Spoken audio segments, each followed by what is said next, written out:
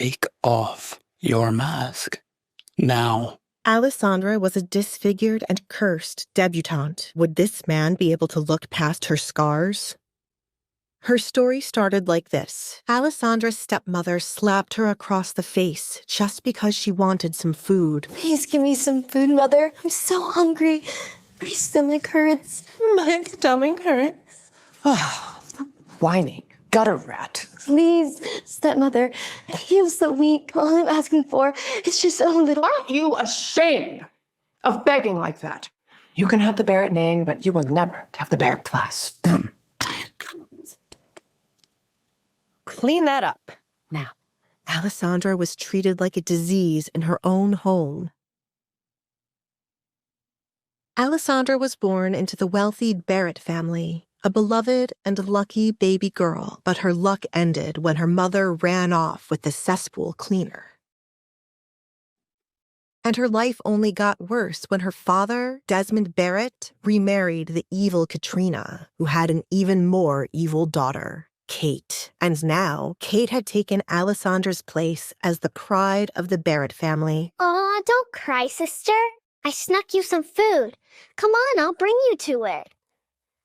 And that's where you belong, you filthy vermin, in the cesspool, like your mother. I mean, she did run off with a lowlife after all. Don't speak about my mother. Haven't you heard, Alisandre? I can do whatever I want.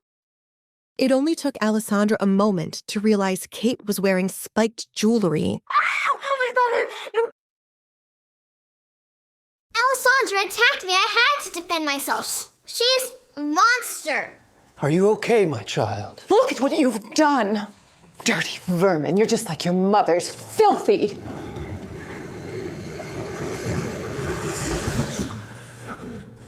Look at her face. People say Desmond Barrett tortures his own daughter. The last thing Baron Desmond wanted was a public scandal. Such a nuisance. Just like her mother, always causing trouble. Why do we even keep her around? The reason was simple. Alisandre's mother left her fortune and the Barrett estate in Alisandre's name. I've explained this to you 100 times. If we kick out Alisandre, we'd lose everything. I refuse to look at her mangled face. What do you want me to do?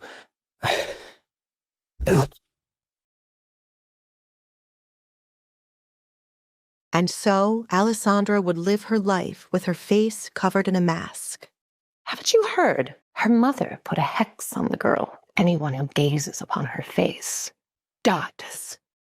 The rumors spread like wildfire, and soon, people avoided Alisandre at all costs. She lived a secluded life within the walls of the Barrett mansion, with her cat Luna as her only friend. But most of all, she missed her mother. One day, I'm going to wear this and go far, far away from here. She found solace in the wedding dress her mother had left behind, her tears soaking into the fabric.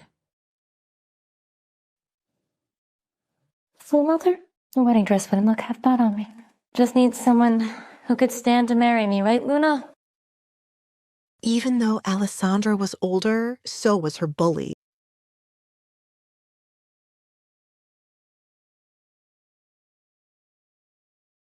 Hello, dear sister. Oh, okay. I thought I heard a little animal in here. Kate couldn't have found out about Luna, could she? Animal? Well, no, of course not. So, you must be very excited about the party tonight. Of course I am. It'll be fabulous. Finally, Duke Edgar Collins and I can have some alone time. Duke Edgar Collins, huh? Heard he used to be very particular. What the hell is that supposed to mean? Nothing. Nothing? I was just saying that he's eccentric, is all. Well, you would know all about that, wouldn't you, cursed girl? You know, your mother had such good taste, Alisandre. Too bad we're running out of toilet paper.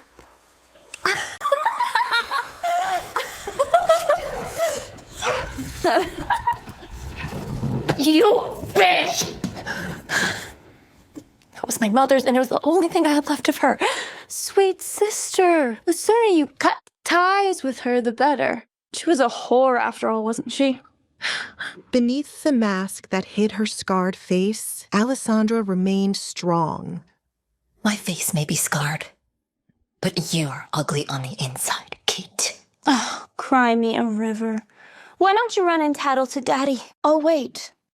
Are you scared I might tell about that mangy rescue cat you're hiding? I don't know what you're talking about. What do you think he would do if he found out? Personally, I hope he kills the disgusting creature.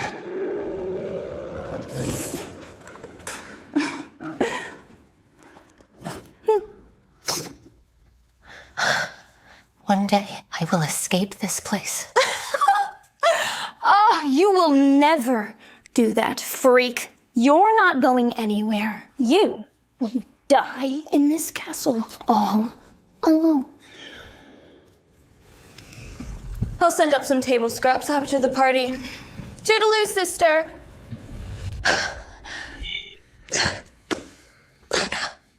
My mother's dress is all ruined. No. Her father and stepmother Katrina hated cats and all animals. Alisandra couldn't afford them to see Luna wandering around. I won't let them hurt you, Luna. Alisandra knew that if she were ever caught outside her room, they would punish her. She had to be careful. Alisandra, what are you doing out of your room? She wasn't careful enough. Tonight is one of the most important nights this family's had in ages. Kate must impress the Duke, and I cannot afford to have anyone seeing you. Do you understand me? Yes, Father, I will go back to my room. Alisandra spotted her cat just past her father. She stiffened, hoping not to arouse any suspicion. I still curse your horrid mother for leaving you with me as a burden. And unless you want to go hungry for the rest of the week, I suggest you don't show your face again.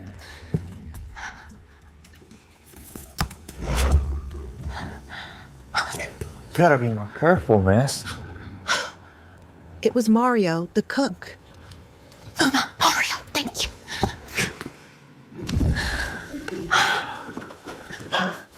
Come with me before anyone sees you. Alisandra, what are you doing here? Huh? I don't want you getting... Mario was the only person who was still kind to Alisandra, or at least that's what he wanted her to believe. I know. My goodness, it's busy in here today, huh? The whole castle had lost their minds over the arrival of Duke Collins. The staff had never seen a party so big for one single person. Oh, trust me, I know. All of the girls are basically fighting for a chance to be the Duke's bride. It's ridiculous. You sound a little jealous. Maybe it's you who wants to get married? Yeah, right. Like there's a man out there who can see past my scars. Hey. You'd be surprised. This kind remark made Alisandra blush. No one ever saw anything in her, apart from her scars. The only use I have of a husband is to take me as far away from this castle as possible. Well, I, for one, would miss you. Mario, do you think the rumors about the Duke are true? They say he's ruthless. I hear he may be connected to those missing women. Women had been going missing in Lockwood. And no one knew why. The missing women? You think the Duke is behind all of that? I don't want to know. Steer clear of him. That man doesn't play by the rules. Suddenly, Alisandra and Mario's nice conversation was interrupted by her evil stepmother, Katrina. What is this mess? Get this kitchen in order before the Duke arrives, or I'll see to it that you all get the guillotine. But suddenly, Katrina's eyes narrowed in on Alisandra. And what are you doing here, sulking around the kitchen like a servant? I was just... You were just leaving. It is Kate's big day, and we can't afford you scaring the Duke off. Now get out of my sight! Go back to your room where you belong. What's our plan for that bitch, Ocean? Not yet, but it will be, my lady. It turned out Katrina was using Mario for information on Alisandra. Good. But what were Katrina and Mario plotting? Answer me! My patience is running thin, you swine. Suddenly, Alisandra heard something she wasn't supposed to. Standing across from her father was William Lancaster. The air around him seemed to thicken with malice. Please, Sir William, just give me a little more time. Once Kate is engaged to the Duke, her dowry will pay off all my debts. Alisandra's mind raced, wondering how her father had gotten into such a dangerous man's bad graces. How do you know the Duke will propose? He will. Kate is beautiful and charming. She'll win him over. Yes, she is very beautiful. I remember the night you let me spend with her in exchange for your payments being late. Kate had been sold for a night to William Lancaster, all because her father was late on payments. It was the worst night of her life. Alisandra couldn't believe it. She had no idea her father was in such debt, nor did she know he had to sell Kate's body to pay it off. You better hope the Duke proposes to Kate. Otherwise, you'll need to find another way to pay your debts to me, old man. Alisandra was horrified to see Luna had crept into her father's study and was rubbing up against William Lancaster's leg. What is this disgusting animal? Away from me, beast. Get away. No!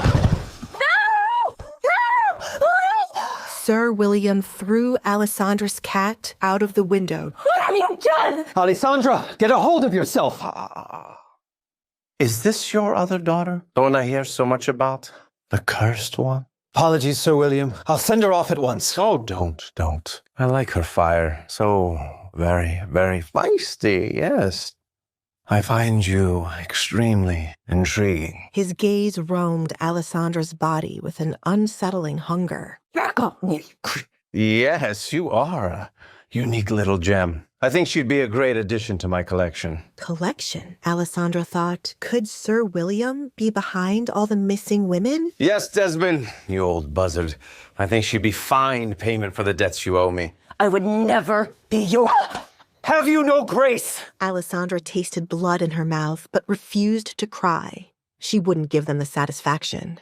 She needs to learn to obey you, Desmond. A little discipline goes a long way. Get out.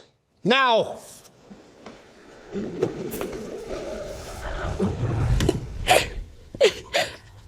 so sorry, Luna. I should have protected you from those monsters. I only wish that they would have thrown me out the window, too. So I could have left this.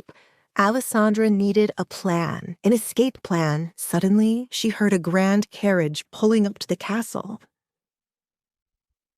A man stepped out, tall, broad-shouldered, with an authority that seemed to command the very air around him. It's Duke Edgar Collins. Why am I here again? Why, to find a wife, Your Grace. As per the king's orders. Even from this distance, Alisandra could see the irritation on his face. Screw the king. I'd rather marry my horse. I'm only here to get more information about these missing women, Alfred, not love. But, sir... Do not but sir me, Alfred. I do not have time for love and affection, and I do not desire to get married, ever. Duly noted, sir. Now, shall we? We shall. No wonder the Duke looked irritable. He was being paraded about like a show pony. He's not looking for a wife. He's trapped. Suddenly, Alisandra's plan came into motion. Back in the courtyard, Edgar was steeling himself for what awaited him on the other side of the door. Kill me now, Alfred? He had only just arrived, and already Duke Edgar's patience was running thin. Duke Collins, may I present my beautiful and young daughter, the finest jewel in all the land. He may have been the most eligible bachelor in town, but he was a man of principle and was disgusted by these desperate mothers begging him to marry their daughters as if they were farm animals. Lady, are you selling your daughter or one of your cows? I beg your pardon. I am not interested. Now step aside, wench. Everyone was obsessed with Duke Edgar's wealth, and each mother eyed him like a tiger hunting her prey. Oh, Duke, I have 2 beautiful daughters for you to choose from. Neither speak much, but they will make an obedient bride. Maybe they don't speak, but it's obvious that you don't listen. I am not in search of a wife, you daft moron. Well, excuse me, but we did all understand that you were back on the market. What absolute idiot said that? Why, the king, of course. We all heard from the Majesty himself that he couldn't wait for you to have a duchess by your side. Duke Edgar couldn't believe the king would take their rivalry this far. They played pranks on each other for years, but this was too much. The king knew how much Edgar didn't want to marry, so now Edgar knew what he had to do. Excuse me. Stop the music. I'm going to say this one time, and one time only. All of your daughters are horrid little whores, which makes you all horrid little pimps. I am not seeking a bride. I bid you a good evening. You may resume the music.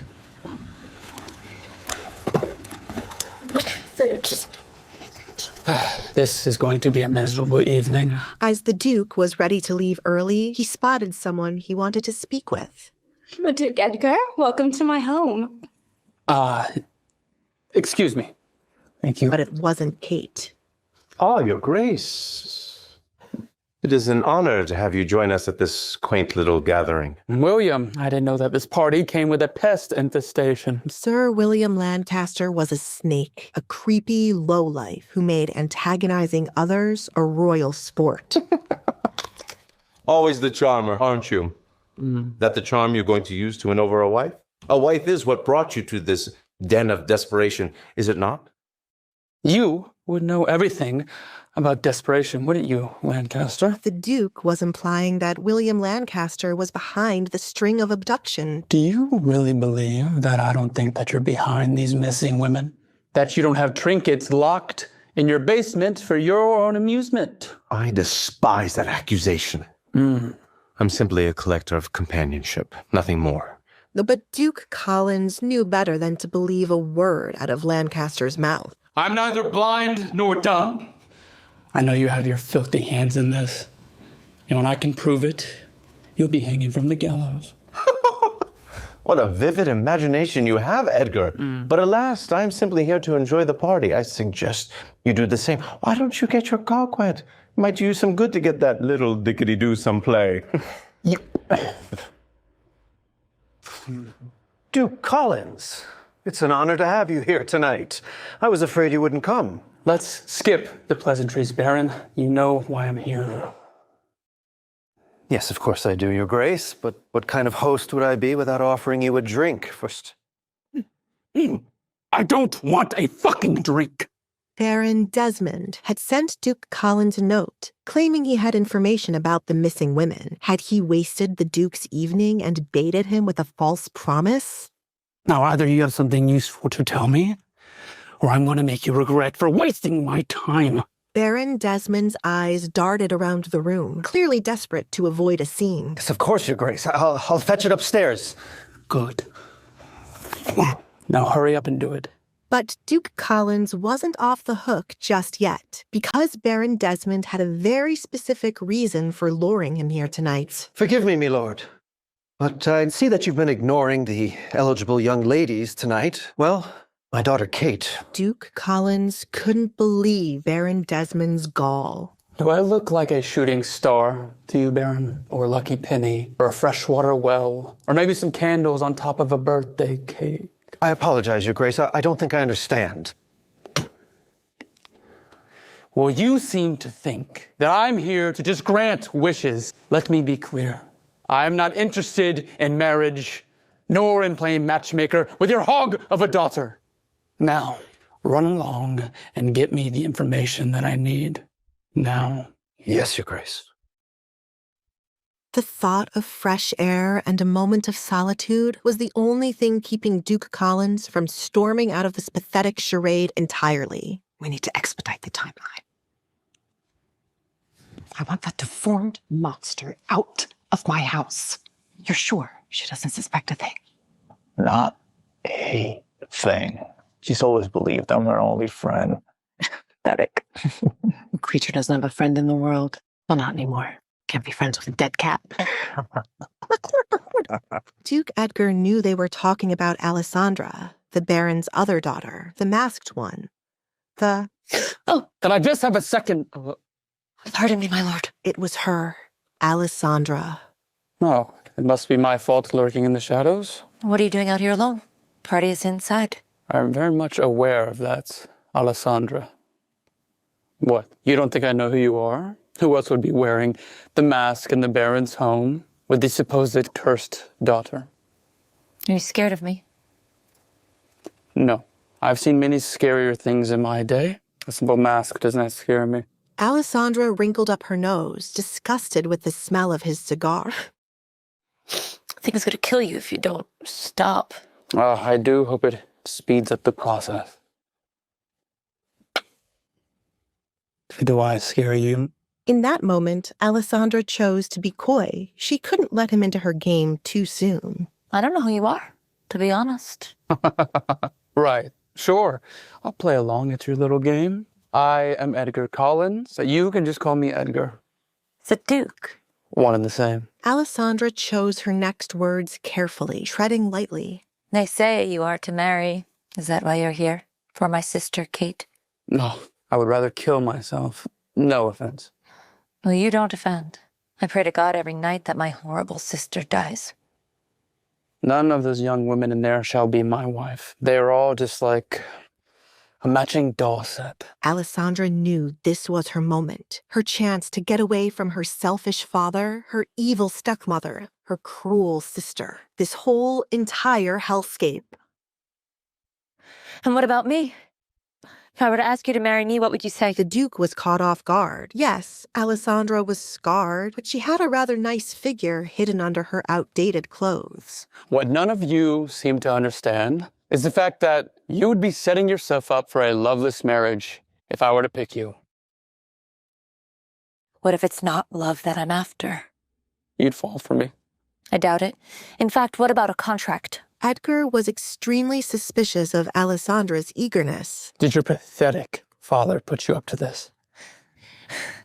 My father does not know that I'm out here speaking to you, Duke Edgar. This is all me.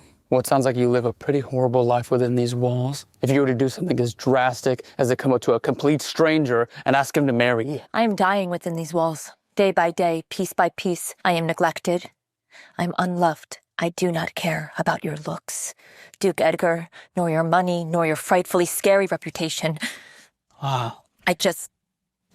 So you did know who I was.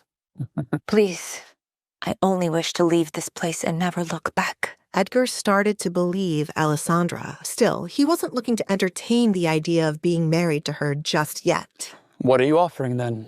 Because you, as a businesswoman, are awfully verbose. The king wants you to marry.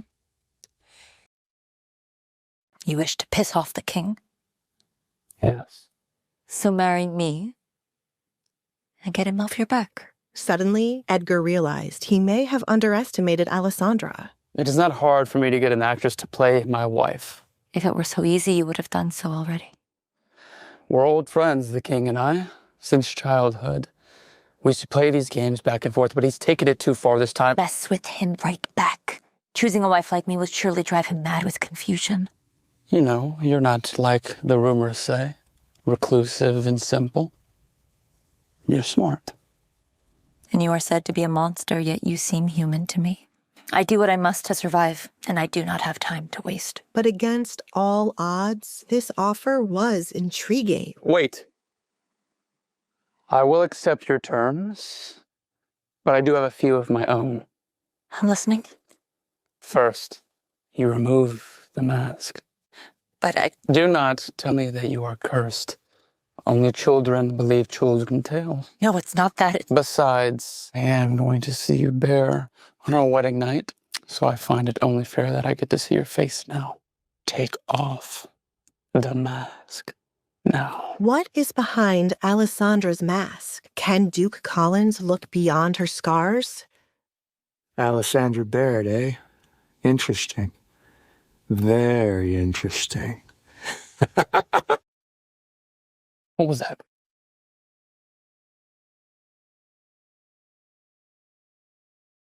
Did your father put you up to this? My father has no idea that I'm out here speaking to you, Duke Edgar. No one was supposed to see me pass by.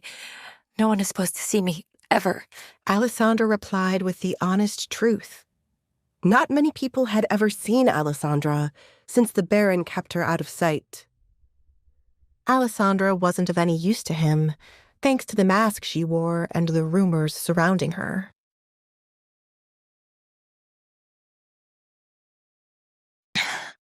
I do what I must to survive.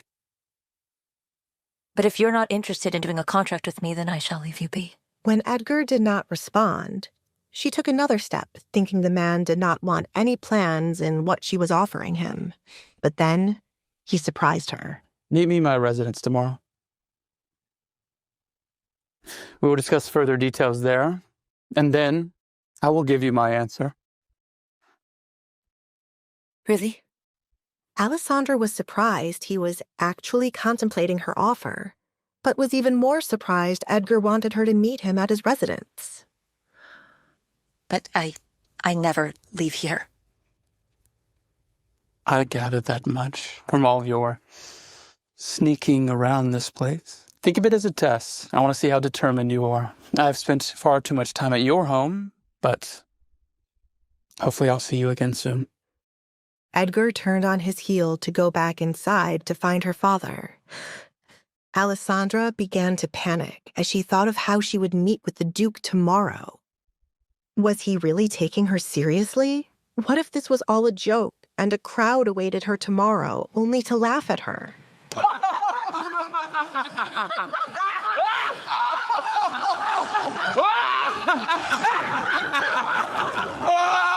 Oh my God!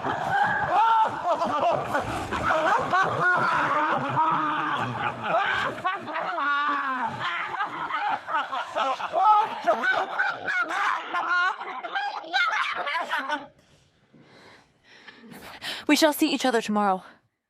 She promised. Oh, Duke Edgar!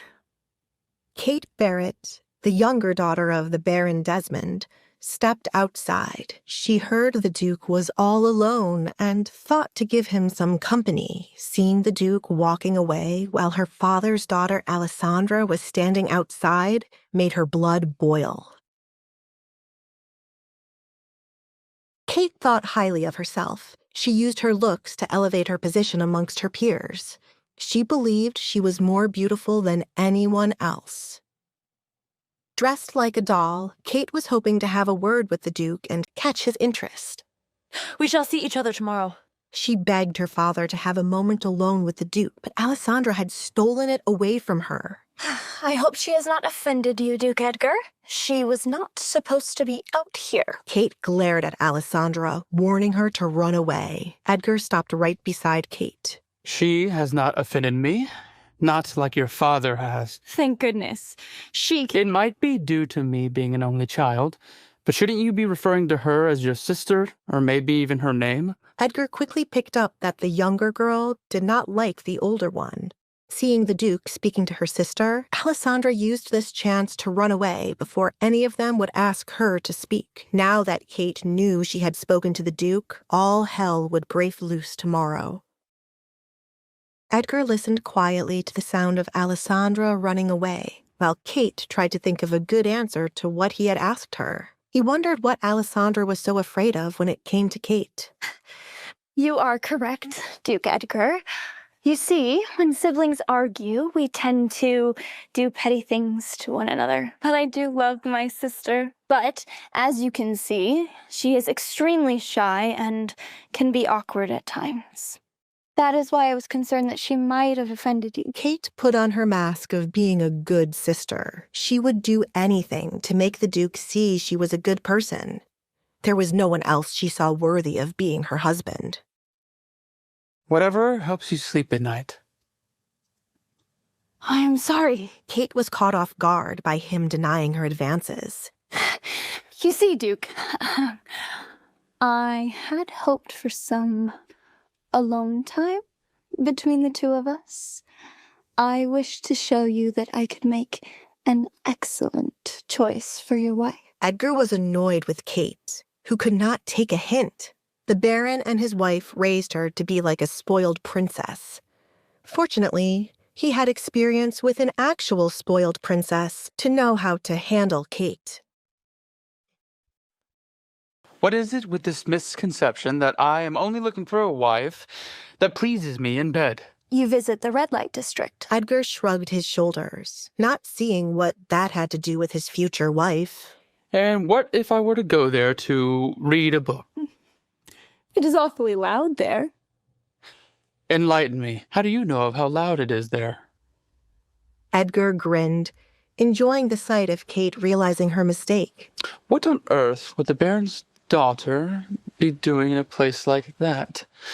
Except for listening to gossip of what others do there. No, you are misunderstanding. Kate tried to clear it up right away. She had never visited such a place.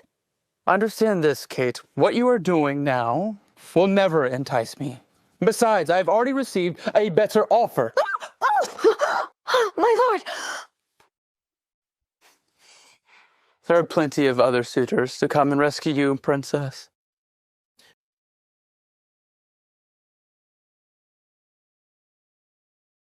Excuse me. Edgar left Kate behind, both utterly confused and embarrassed. Go away!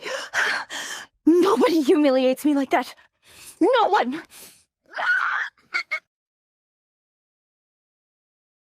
Alisandre took a look behind her to make sure she wasn't followed this far. What she heard when she walked into the kitchen was nothing but chaos. Servers running all around, trying to get the food out to the guests. She called for the cook.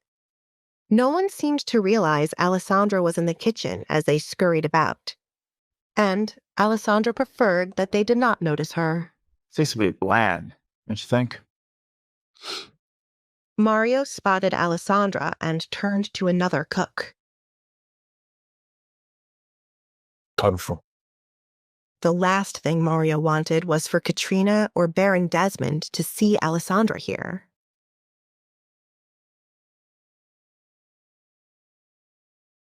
They cannot deliver my food. Mario closed the door behind them, releasing Alisandre's hand now that they were outside. Which is full? The Barretts had recently laid off half the staff. There were not nearly enough workers to get the daily tasks done, and now Baron Desmond and Katrina were hosting a massive party. Mario was frustrated and exhausted. He wondered why they suddenly wanted to have this many guests over. Duke Collins is looking for a wife, haven't you heard? Mario scoffed upon hearing this. So that's why.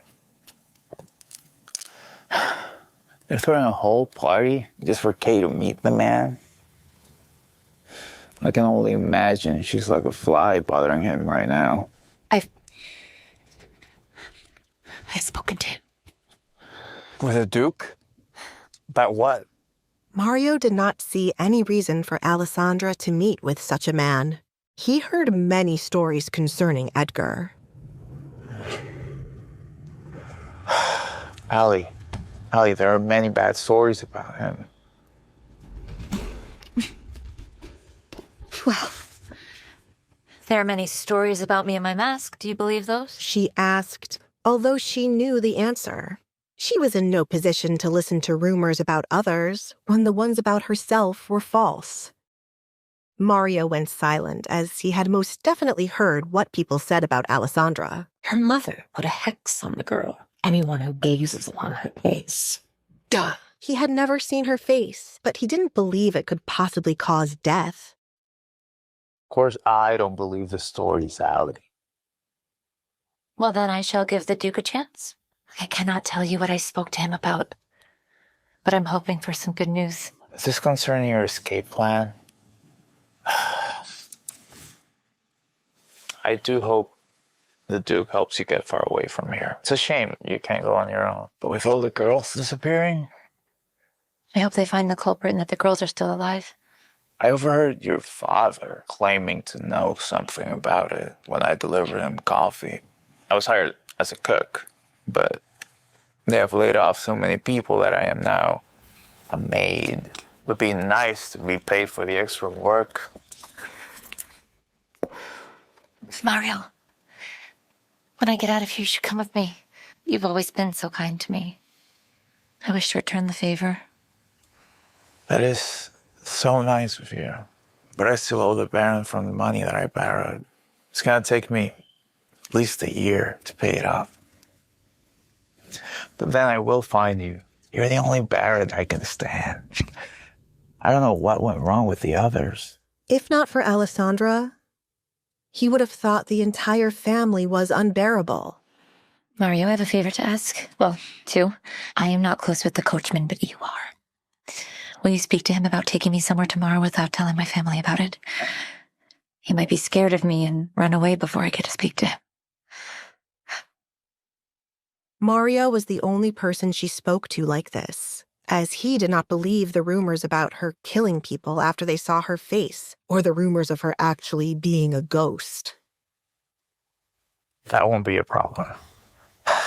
I take it this trip has something to do with the Duke. I am wary of him, Alisandre. Even if you don't want to believe the rumors before meeting a person, there are still things that you need to keep in mind and be cautious of. Mario was not a fan of Edgar. I will take your advice, and I will be cautious. Besides, have my trusty little knife. She took a small knife out from the pocket of her dress. Mario had stolen it a while ago and gave it to Alessandra as protection. If he tries to do anything, then bang. Be reminded that this is a knife, not a pistol. Now, what was that second favor you wanted to ask? Someone inside the kitchen suddenly yelled out.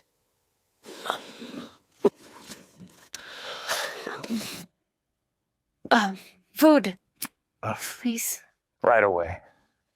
I must get it before they kill me for being away for so long.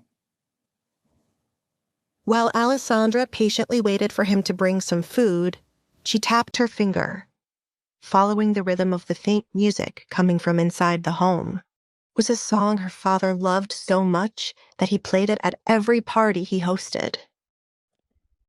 She closed her eyes to imagine what it would be like dancing around to the music, having small talk with others, and enjoying the food prepared.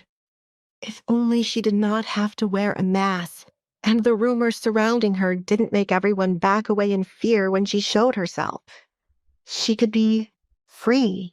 She could be... I got you a little bit of everything. Mario returned with a plate of food and a jug of something to drink, but upon opening her eyes, Alessandra was met with the reality that she would spend the night alone with her kitten. But suddenly, Alessandra heard a sound at the front gate. Open up, Barry! You got debts to pay! Alessandra's father did not enjoy his wealthy guests peeking around his mansion. Perhaps we find the party ourselves, gentlemen. Stop! I mean, welcome, good sires. Allow me to guide you to the ballroom. Hiding something, are you, Baron? For somebody like you who owes money to more than half of Lockwood, can't say I'm surprised. Where did you get the money for such a lavish affair? Please, allow me to guide you to the ballroom. Alessandra knew far too much about the trouble her father was in.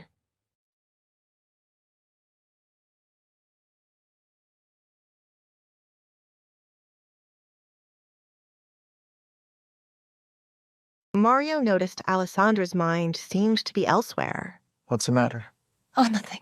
Just thinking. Alessandra didn't want to keep Mario from his work, so she quickly accepted his provisions. Just 3 hours left, and then we finally get some peace. Alisandre, it'll get better. The rumors, the way you live, your relationship with your father, everything will get better one day. Mario offered reassurance, as he always did. It was in his nature. You're trying to give me the whole rainbow at the end of the story. No. Mario hated that ridiculous phrase. When was the last time you saw a rainbow in Lockwood? For all the time I've been in this town, I've never seen one. I say happiness will come when the next shipment of rum arrives. There was a high chance Mario had already been drinking. He tended to bring up rum whenever he was drunk. Alisandre tried not to judge. Drinking was the only way Mario could bear all the work he had to do around the house. And it seemed he wasn't the only one enjoying copious cocktails tonight. But makes me happy. I slipped you the good stuff. I don't get drunk easily. In that moment, it occurred to Alessandra that her high tolerance was probably a result of her frequent rum nights with Mario. Just enjoy it. You don't have to be drunk to enjoy life, huh? I will see you tomorrow. Okay?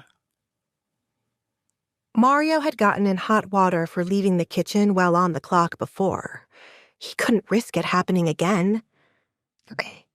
The talk with Mario was enough to brighten Alisandra's mood and reassured her that her meeting with the Duke tomorrow would finally get her freedom from her family.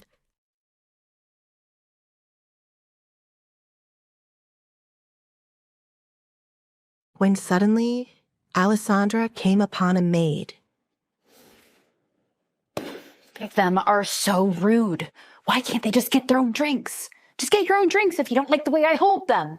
Alisandra couldn't help but worry that the maid's reactive behavior could easily get her into trouble. Alisandra decided to warn her. You shouldn't be so loud if my stepmother here. The maid felt fear flood her body the instant she saw the mask. This was Alisandra Barrett, and she'd heard the rumors. Please don't hurt me. Hurt you? No. Unless a food fight sprang up, there was no way Alisandra could hurt Aulon.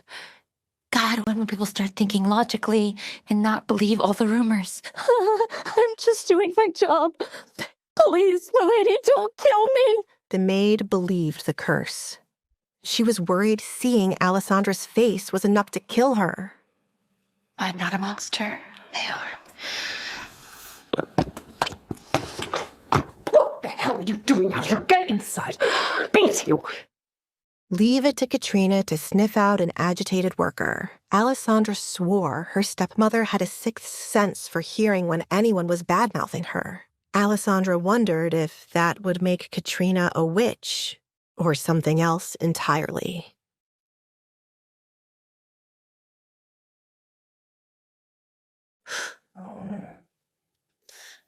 Maybe she fell from the sky. Alisandra finally returned to her lowly quarters. Her father would never let his guests wander here for fear of gossip.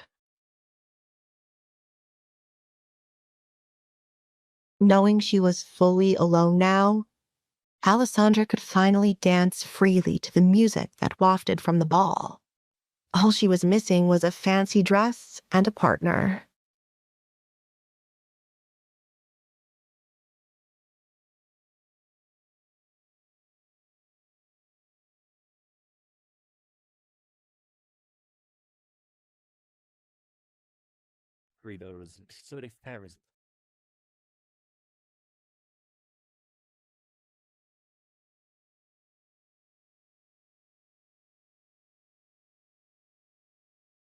This hall was often dark because the staff didn't upkeep the lanterns over here. But that didn't bother Alisandra. The best song they played all night? Alisandra hurried to her room. She had to feed her secret kitten that she was hiding. Don't, Kitty. Hey, I told you not to come to the door. Oh, if somebody else saw you, they would take you away. Alisandra nudged the kitten back into her room before anyone could see it. Oh, no. Come inside. Alisandra's father unfortunately only liked dogs and would not be on board for a cat in the house. I swear you eat better than I do.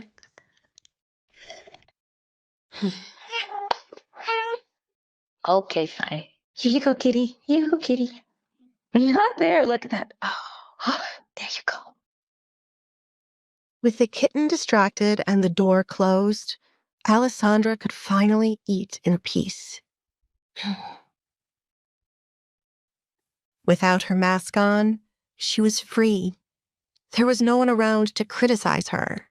As she ate in silence, she felt a sudden anticipation for tomorrow's talk with Edgar. She wished tomorrow would come sooner. Hopefully I'll see you again soon. But someone close was getting suspicious of Alisandre. You're hiding something, stepsister? And I'm going to find out what it is. Alisandre woke, feeling more tired than usual. Milady, breakfast is here. Suddenly, Alisandre remembered her conversation with the Duke the previous evening. It was very possible today was the day her life would change forever. Milady? What is she still doing here? Normally, the maid would just knock and leave quickly out of fear. Now, she was practically begging her to come to the door, which meant someone else was out there, impatiently waiting. Kate's curiosity about what Alisandre spoke about with the Duke must have been bothering her all night long. Though Alisandre was tempted to make Kate wait longer, now was not the time. If she wanted to see the Duke later, she'd need to play the role of dutiful stepsister. I'd be nervous too if I had Kate breathing down my neck.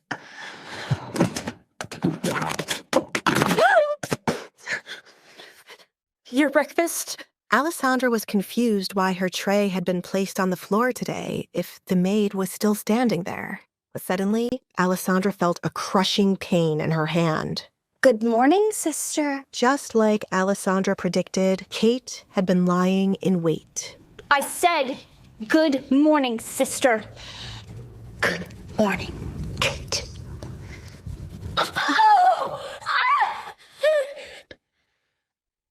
Kate was very annoyed that she had to wait outside of Alisandre's room for so long. If only she had the spare key her father took away. Did you have fun last night, Alisandre? Yes. Yes? Kate detected boldness in Alisandre and hated it. Just because you ran into the Duke last night, you think you had fun? No, it's not that. I had fun in my room last night. The music reached my room. Is that so? Tell me, what did you discuss with the Duke last night? Kate needed to confirm with her own ears nothing serious had happened between the Duke and Alisandre. She'd be humiliated if it turned out he'd taken an interest in Alisandre and not her. I did not notice him standing there as I was passing by. He called my name when I failed to address him, and then he scolded me, and then you could provide. Kate wasn't ready to accept this was the full story. What else? He's talk about marriage and about you as an option. Nothing more, I swear. Alisandre couldn't stand the pain, but Kate was still deciding if she believed her stepsister. Kate freed Alisandre's hand. She was pleased Edgar had spoken about her, but she wondered. Why on earth was he playing so hard to get last night when the two of them walked back into the party? Of course he spoke about me, but who would want to speak to you, Frank? In any case, you shouldn't have shown him your face yesterday. What if he'd thought himself cursed and then came after us in anger? What would you have done then, freak? Do you think you would have been safe? Kate pushed every ounce of her force into Alisandre's hand to hurt her as much as possible. Then stay in your room, you miserable little... This instant. Desmond Barrett was hardly shocked to see his youngest daughter hurting his eldest. But father, she... The Duke saw her last night, and they spoke. You did? Why didn't the Duke mention this to me? I'll take care of this, Kate. Move along. Now. Despite the pain in her hand, Alisandre tried to disappear quickly. A dispute with her father was the last thing she needed.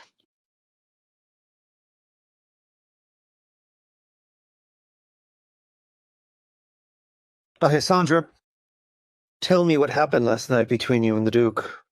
And why were you out of your bedroom? You know we were having a party. What if someone had seen you? Nobody came with dinner last night and I was hungry. The garden is off limits. I thought I could run by quickly. That is all, Father. Alisandra's words weren't enough for Desmond. The Duke seeing her could have ruined Kate's chances of marrying him. And Desmond couldn't afford to let that happen. Fine.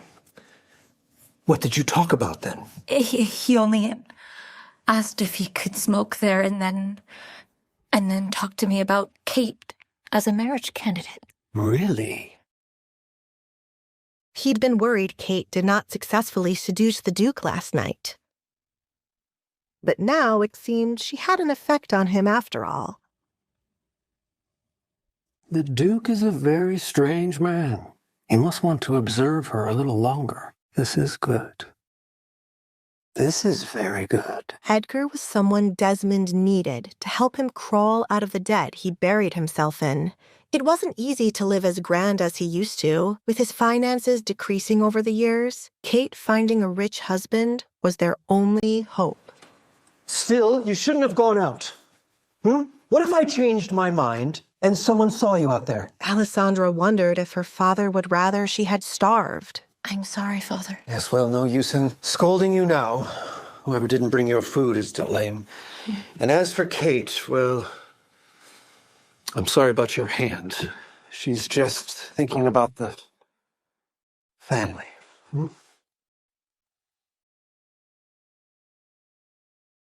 We could be easily ruined by Edgar. Desmond was still worried, but from what Alisandra had shared, it seemed she had not offended him. He decided to let the matter go.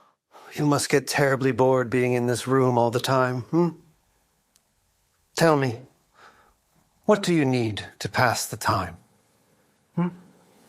Tell your father, and I shall go fetch it. Well, now that you should ask, I've run out of things to paint. I wish to paint the town. Could I possibly take an outing to explore new landscapes? I promise I won't let anyone see my face. Desmond knew Katrina would never agree with this, but if they kept Alisandra locked away, she would try to leave her bedroom more. He concluded that it was best to give her a little bit of freedom, especially after what Kate did. Promise me, you won't leave the carriage. Alisandra feared she might go to hell for lying. I promise. I would never lie to you, Father. But miraculously, he seemed to believe her. Alisandra's plan was underway, but would she be able to keep her nerve?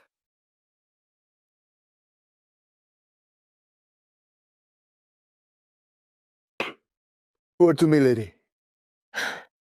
Duke Edgar Collins' estate.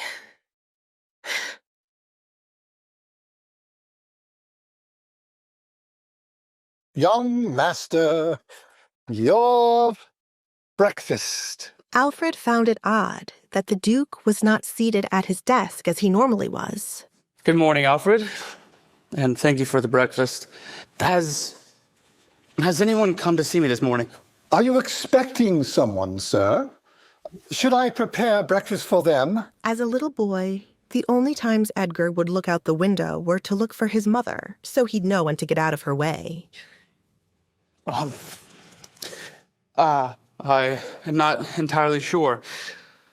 I extended an invitation to someone last night, but she has yet to arrive. Duke Edgar was curious to see if Alisandra really would visit him. She was never seen out in public, so her coming all the way here to make a marriage contract with him was an intriguing prospect. A woman? Visiting in broad daylight. And what are you trying to say? That I am some sort of whore? Yes. Duke Edgar found Alfred's honesty amusing. Had it been anyone else, Duke Edgar would have sent them out, but Alfred was a longtime friend and father figure. I am not. And you need to refrain from speaking of such things if she were to arrive, because who knows, she might become the lady of this house. What? Why are you acting like it's such a surprise if I were to get a wife? Your exact words when the king suggested that you marry were, I'm never fucking getting married. I'd rather throw myself off the roof and die. But perhaps I misinterpreted those words. Apology. You know, Alfred, I sincerely believe that I inherited my dramatic nature from you. And I do not plan to get married. Just the woman last night, she was so intriguing. And it would piss off the king and ward off anybody from surrounding me. I do not understand. How could the lady's coming piss off the king and ward off others? It will be self-explanatory if she were to come today. So if a Barrett arrives, you let them in. Anyone but the father. Oh, Barrett? As in Kate Barrett? This was not who Alfred had in mind to be Duke Edgar's wife. Pray tell, did you have a drink last night at the party, Edgar? I stepped out for a quick smoke. A smoke, you say? Excuse me while I check on all your cigars. What the fuck for, Alfred? Duke Edgar wondered why Alfred seemed to think he'd been drugged. If you think that Kate Barrett to be intriguing... Oh, are you crazy? Look, the Baron has another daughter, Alisandre Barrett. The older one? Thank heavens! And you are aware of the rumors concerning her, right? Anybody is better than Kate Barrett in my book. However, we do not know for sure if Miss Alisandre will even arrive. How long has it been since... Something was definitely amuck outside, but what exactly was it? Alfred opened the door to find a maid, seemingly scared, handing him a paper before going back to her duty. Someone's seen a ghost. Alfred started to read the paper. Oh my. It appears we are in for a surprise, sir. The Lady Alisandre Barrett wishes to have an audience with you. Duke Edgar was pleasantly surprised Alisandre had come, and earlier than he'd expected. Well, invite her into my study. Yes, young master. And stop bowing, Alfred. You're not some sort of priest.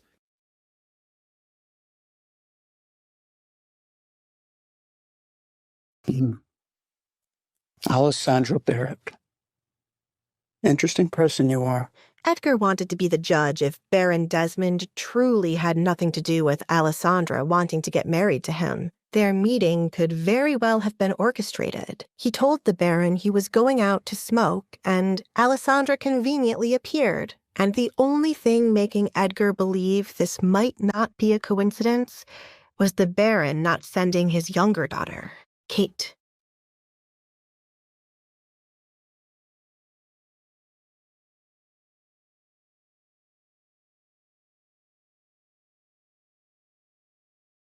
Thanks to Mario's talk with the coachman, nothing about this visit would be mentioned to Alisandre's father. This is huge. No wonder he's the biggest catch to get married. Duke, filthy rich. Whew.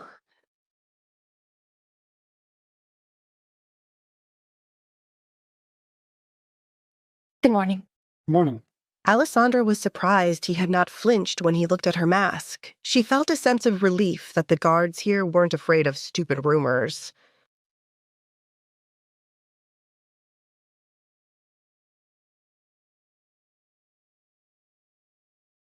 Moments later, the large doors of Edgar's home opened up, revealing a man in butler clothes. Welcome, Alisandre Barrett. The Duke is expecting you. Alfred made sure not to stare at her mask, so as not to be rude. He made a mental note to tell the other workers to do the same. Good morning. Nice to meet you. Alfred was happy to shake Alisandre's hand. It was rare for Duke Edgar's guests to greet him like this, but Alisandre did it without a second thought. Come. And so Alisandre followed him into the estate.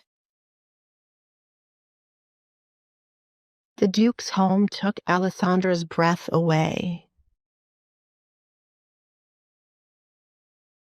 He appeared to be a collector of many of her favorite paintings. She could have studied them all day. But then she remembered why she was here. Oh, sorry, I did not get your name. Alfred. Nice to meet you, Alfred. He's in here. Alfred did not know how Edgar and Alisandra had gotten to the point of wanting to marry one another, but he could tell how nervous she seemed. He smiled to ease her fears. After all, he was starting to like having her around.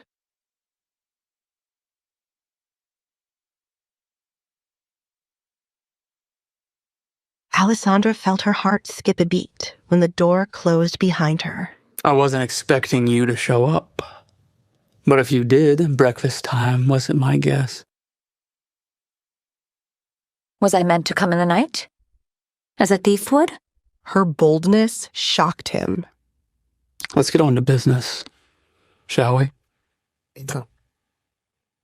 Alisandra's heart was beating out of her chest. Could she really go through with this? Alisandra lingered by the door, unsure how the Duke would react to her comment. To her relief, Edgar smiled softly. I suppose if you had come by night, my men might have taken you for a criminal, he shrugged, gesturing to the vacant chair across from him. Do take a seat. I'm most curious. How did you manage to leave your father's house, considering you are said to never leave? Did you deceive him, or did he permit you to come?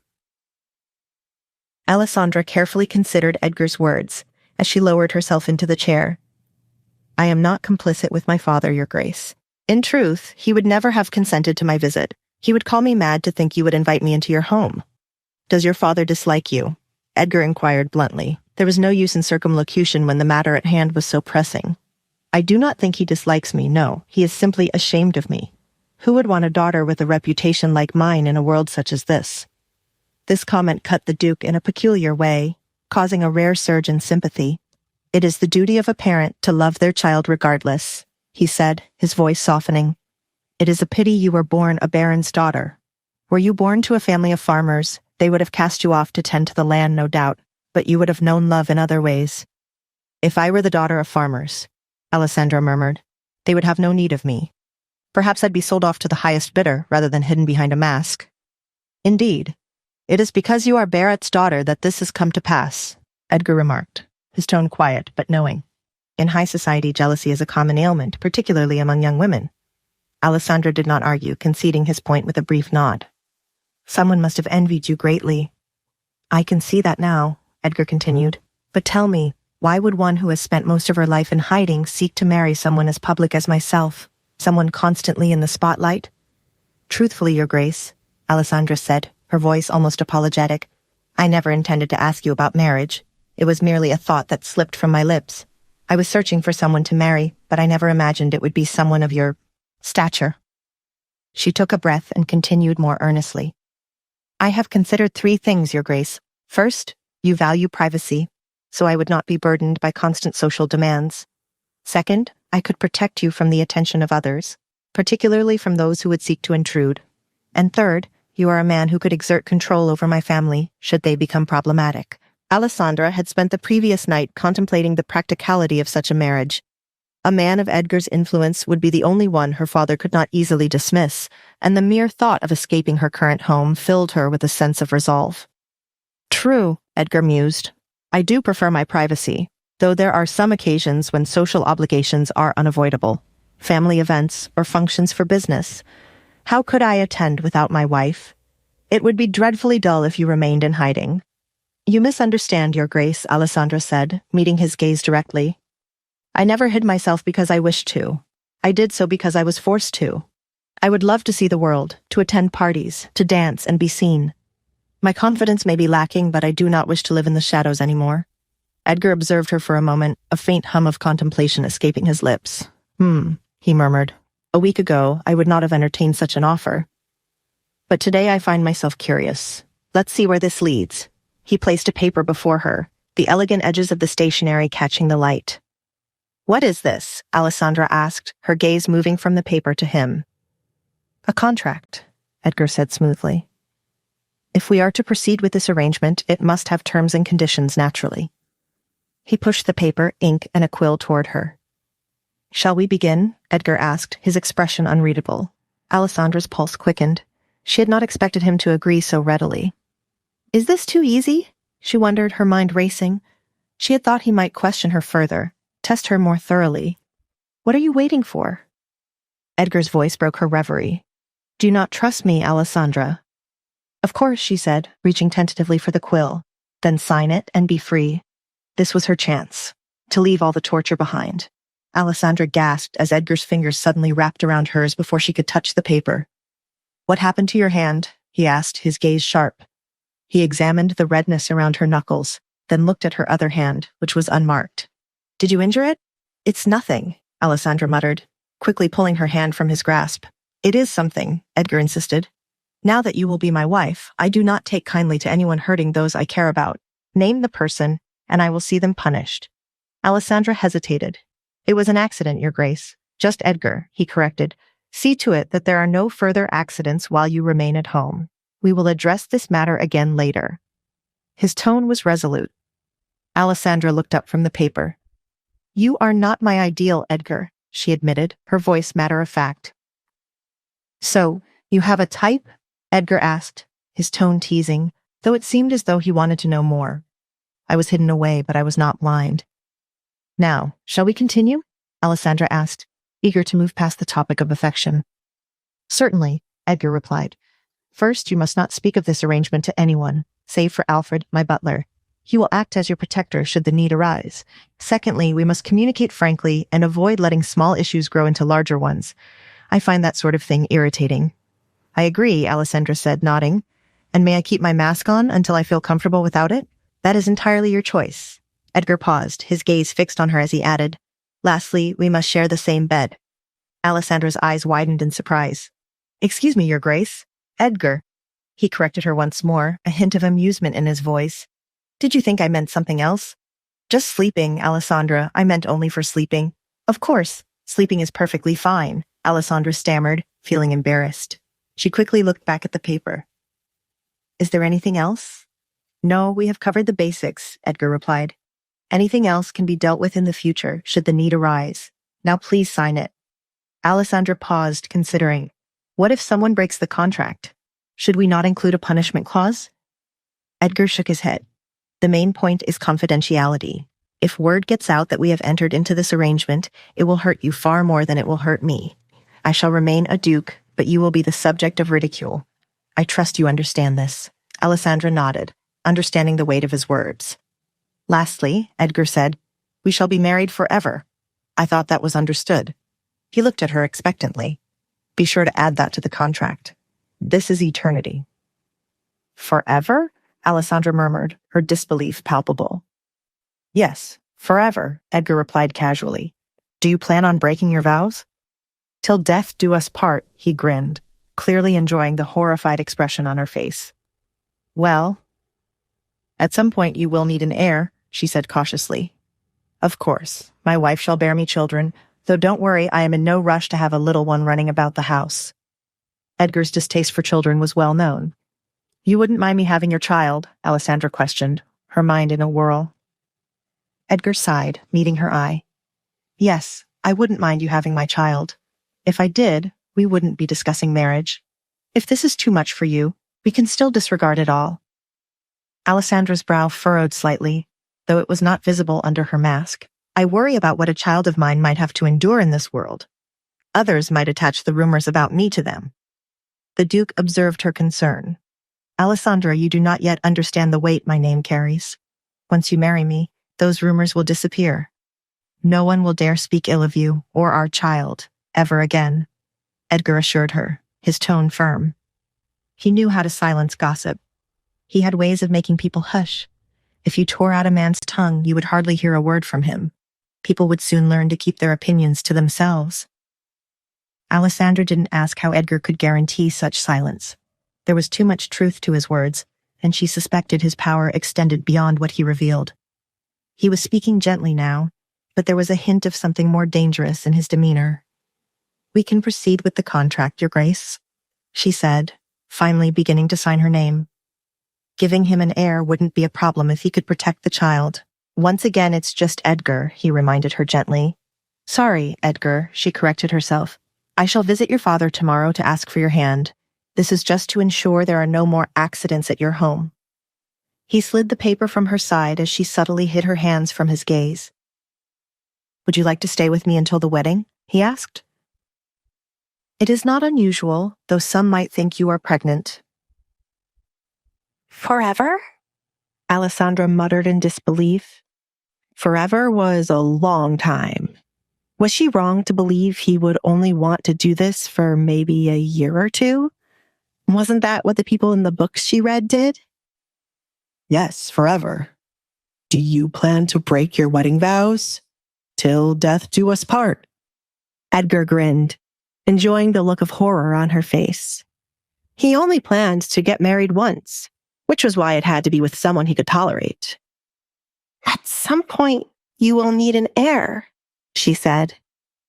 Did he expect that to happen with her? Of course. My wife shall be the mother of my child, but no need to worry. I am not in the mood to have a child running around my home anytime soon. Honestly, Edgar had a dislike for children. You wouldn't mind me having your child?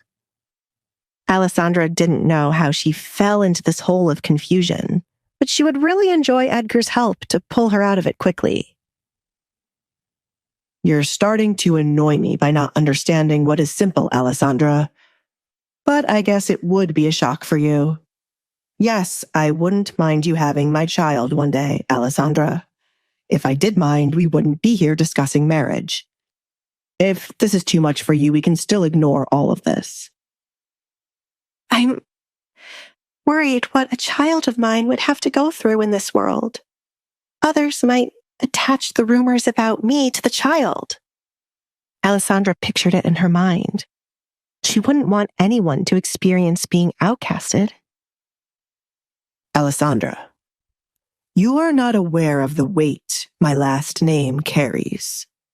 Once you become my wife, those rumors would fade away, and no one shall dare talk about you or a child in the future. Edgar had his ways of making people shut up. If you rip out their tongue, you would find it hard to understand a word they say. Eventually, they would shut up. Alisandre did not need to ask Edgar how he could guarantee that would happen. There was obviously some truth to how dangerous he was. She had a feeling he was being considerably nice to her right now with the way he spoke. We can carry on with the contract, Duke Edgar. She started to sign her name. Giving him an heir would not be a problem if she could shield the child. Edgar, he reminded her once again. Sorry, Edgar. I predict it shall take you a while to start calling me by only my first name. I will come to visit your father tomorrow to ask for your hand in marriage. It is to make sure you do not have any more accidents where you hurt your hand. Edgar slid the paper from her side while she hid her hands. Would you like to live with me until it is time for the wedding? It is not uncommon, though some people might think you're pregnant. Absolutely not, Alisandre exclaimed, as she did not want another rumor. The list of rumors about me is good enough. I do not need to add on pregnancy so early. Edgar scoffed, feeling a sense of déjà vu with her response. Anyone who would believe I have gotten you pregnant before marriage would be an idiot anyway. Then again, there are rumors that I sneak women into this house at night. Do you? Alisandre didn't find that hard to believe, but she wanted the answer from his mouth since she rarely believed rumors unless the person confirmed it. Edgar pretended to be offended, to mess with Alisandre. His eyes went wide. He gasped and placed his hand on his chest. I would never. Alisandre felt bad for even questioning it. I'm sorry. But there was some truth to the rumor. I didn't sneak the women in here. They jumped over the gates and my guards caught them. One person who heard about it passed it on to another until the story changed completely. Rumors are such messy things when they are about me. There are some moments when they help me catch criminals. Right. He has been assigned to investigate cases under the king's orders, Alisandre said to herself. I shall hide the contract somewhere safe for no one to find. Now that the contract is over, have you eaten? Alfred can bring you breakfast, or have mine. I am not ready to eat with the work I have to do. I would have been done already if not for your father and his lie. The Baron's party cut into his work time. The information he got from the Baron was not useful in any shape or form. It was something Edgar already knew about the missing girls. I'm sorry. My father used your name to gain a few more guests, and Kate fancies you, which was why my father felt pressured to have you there. Alisandre apologized, even though she had nothing to do with it. She cared for her father and did not wish to see his reputation falter. He loved it more than anything. After her mother ran away, it was the only thing he seemed to love, until he met Katrina. Your father, stepmother, and sister shall not gain entry to my home after we are married. I am sure by now you know the type of people they are, and if you found them to be tolerable, you wouldn't be looking to marry a stranger to get away from them, said Edgar. I don't mind. Alisandre didn't want to see her family too much starting now. I must leave now, Duke Edgar. I told my father I wanted a view of the town for me to paint, and if I do not return on time, he will be angry. I look forward to being married to you. I hope my life becomes a bit more interesting with you around, Alisandre. Come, I will walk you out. Edgar stood up from his seat. He could hardly wait for the king to find out about the woman he was marrying. It would teach the man to stop meddling in his friend's affairs. Thank you. Alisandre accepted the Duke's hand when he came to help her. You have a beautiful home. I am jealous of your paintings. Do you enjoy painting? It was the second time he heard her mention painting. He did not necessarily care about the art. He only brought it because of his mother badgering him to add more to his home. I do. It is relaxing and a fun way to pass time. It takes a bit of practice, but nothing will compare to the feeling when you finally nail the look you've been going for. Alisandre was so focused on talking about paintings, she did not realize she was still holding onto Edgar's hand. Edgar did not mind it, as he liked listening to her speak so fondly about her hobby. Then I shall buy a couple of your works. What? Why? Alisandre choked up. She had never let anyone see her work for them to be able to buy any of them. I am not a professional. I should at least buy it from someone I know. I have no idea who the people are that made the art in my home. Pick out the best ones you have to be placed around my home. I shall let Alfred take down some of the ones I have placed up. Are you crazy? Alisandre asked without thinking. Why on earth would he waste money on her paintings and take down the beautiful ones he had up? No. My doctor said I am not crazy as long as I don't... Never mind. This shall be your home too. So you're free to decorate it as you see fit as the lady of this house. You should add pieces of what you like to make yourself at home, and I shall pay for it. That makes sense, Alisandre muttered, now understanding what he was doing.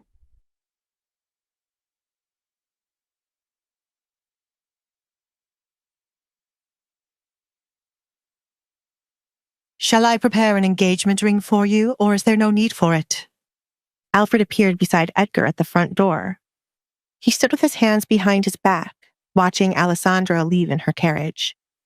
Prepare the ring for tomorrow morning. We will be visiting the Barretts. Edgar left the doorway once the carriage was almost out of his property. Make sure no one speaks of seeing her here before then. Of course. Alfred closed the door behind Edgar. Should I also be the one to prepare the gifts for her family? Cigars from my collection for the father, some kind of jewelry for the mother and daughter, and paint for Alisandra. Lots of it. I need some of the paintings taken down, as I will be buying new ones from Alisandra to be placed. Also take away some of the things in my chamber for her to have. You'll be sharing a room, Alfred exclaimed. Edgar paused to look behind him at Alfred. Why is that so shocking? She will be my wife, Alfred. Aren't you the one who taught me to follow tradition? Young master, nowhere in the tradition I have mentioned includes this type of situation. Did the young lady agree to sleep with you?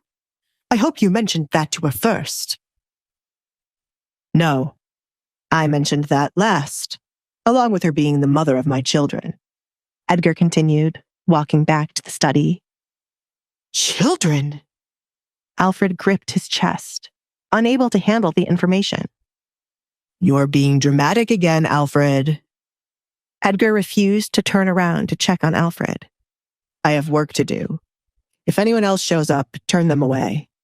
Don't ask me any more questions, or you will eventually add too much stress to your heart and die. Do you wish to die, Alfred? No, young master. I wish to see these children you speak of. I will get to it right away. Good. We're about to have some fun, Alfred, said Edgar. Meanwhile, Alisandra nervously sat in her carriage on the way back home. The situation dawned on her once she was away from Edgar and able to breathe normally. She pinched herself to be sure she wasn't still dreaming and had not woken up for the day. I'm going to marry Duke Collins, she said in disbelief. Who would have thought her asking him in the spur of the moment would lead to this? Who would have thought he would go along with it?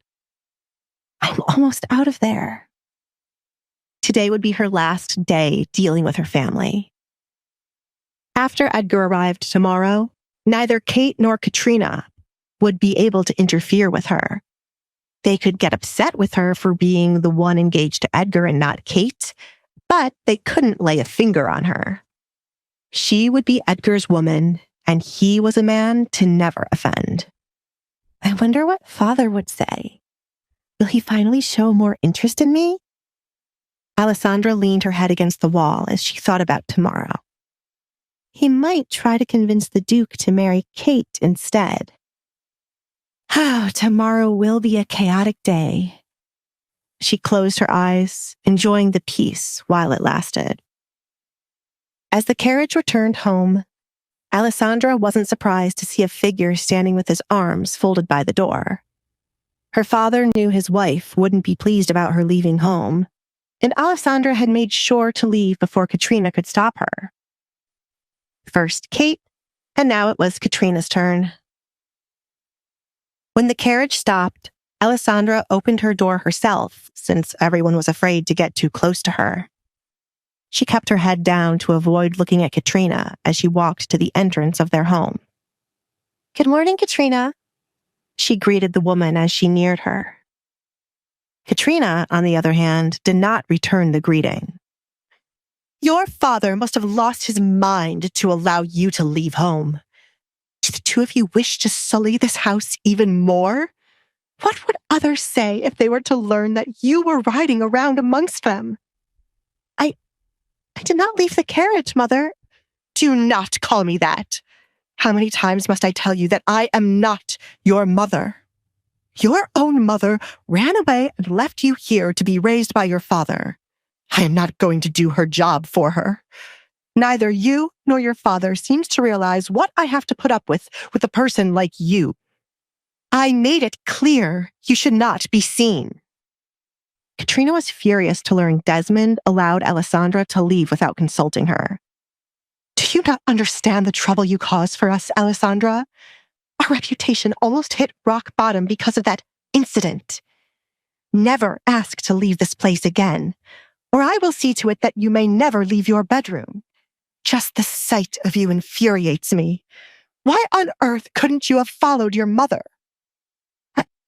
I'm sorry. Alisandre apologized with her head still low. Get back to your room. Your presence drains my mood, and I am tired of seeing those masks. I cannot wait for the day you shall no longer be here. I hope you enjoyed your day out, since it will never happen again. Ridiculous, Katrina muttered, turning her back on Alisandre to leave. Alisandre touched her mask, making sure it was still in place. She speaks as if they weren't a part of why I wear it. One of the things Alisandre hated was how she had to act timid around her family. She found it best to pretend to be that way and take their scolding, but having to be that way was irritating. The second thing she hated was Katrina's need to constantly bring up her mother who ran away from her marriage. Katrina was speaking based on what her husband wanted her to hear, and not the entire truth. It'll all be over soon, Alisandre said to cheer herself up.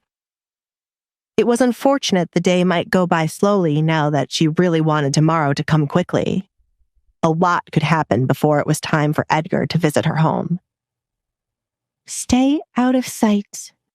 It was the best thing to do in order to avoid more accidents happening. Edgar might have already picked up someone who had hurt her hand, but Alisandre did not want to involve him in her family affairs and drama. She was well aware he could punish Kate for her, but she did not wish for that to happen. Alisandre wanted to give her family the life they dreamed about, a life without her in it. Involving Edgar in it would only cause too many problems. It was best to cut ties with her family peacefully, as she did not hold a grudge for the way she'd been treated. Alisandre hurried back to her room to avoid running back into Katrina or meeting Kate again. However, upon reaching her door, she was puzzled to find it slightly ajar, as if someone had been inside of it after she left. It could have been Katrina confirming that her father allowed her to leave. That was what Alisandre hoped, but her anxiety increased seeing Kate standing by her window.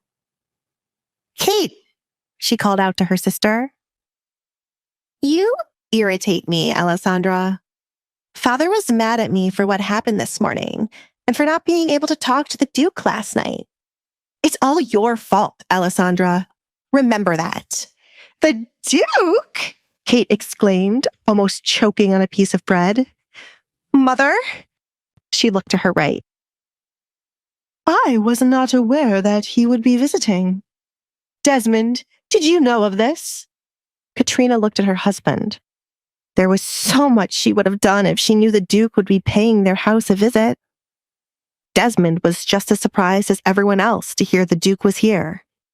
Edgar did not leave the party looking too happy after he was given the information about the missing girls. Was Edgar here to kill him? Or maybe there was a chance he was here for Kate. What are you doing standing here? Send the Duke in right away, Desmond ordered the maid.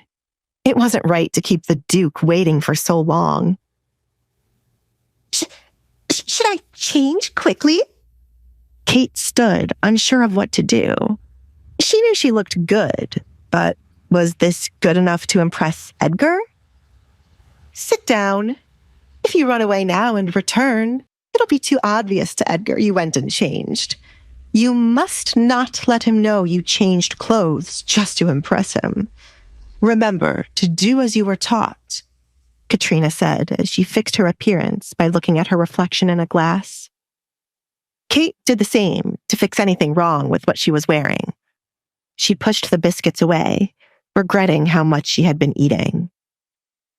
He is here, she whispered as Edgar entered the room, followed by the man everyone knew to be his butler.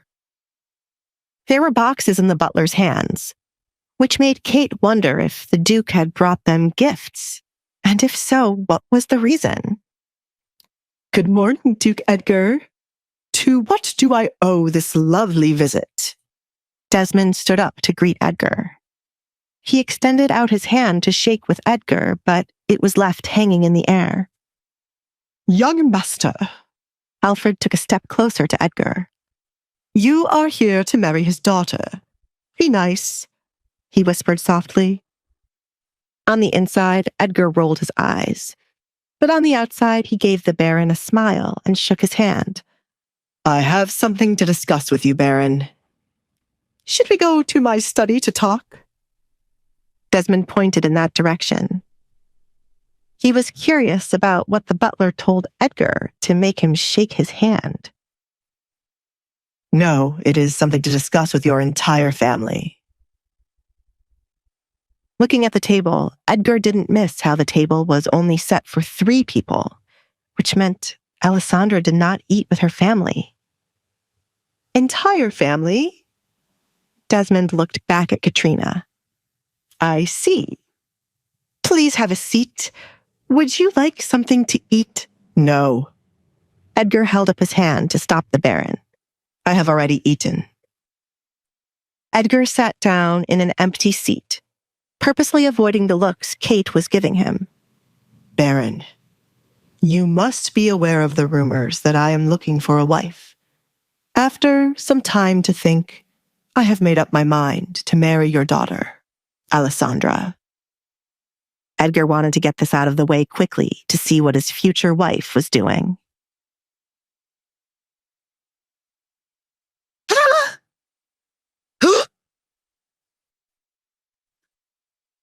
Alisandre! The Baron was certain he heard Edgar wrong, but thanks to the gasp from Katrina and the look of horror on Kate's face, he knew he heard it clearly. Duke Edgar, why would you want to marry Alisandre? There are many rumors around her that will affect your reputation.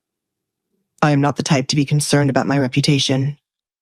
There are plenty of rumors surrounding me, so I hope you don't think of how they shall affect your reputation through me visiting. Edgar replied, flipping the Baron's words. Edgar enjoyed the nervousness in the air as the Baron quickly tried to clear up what he meant.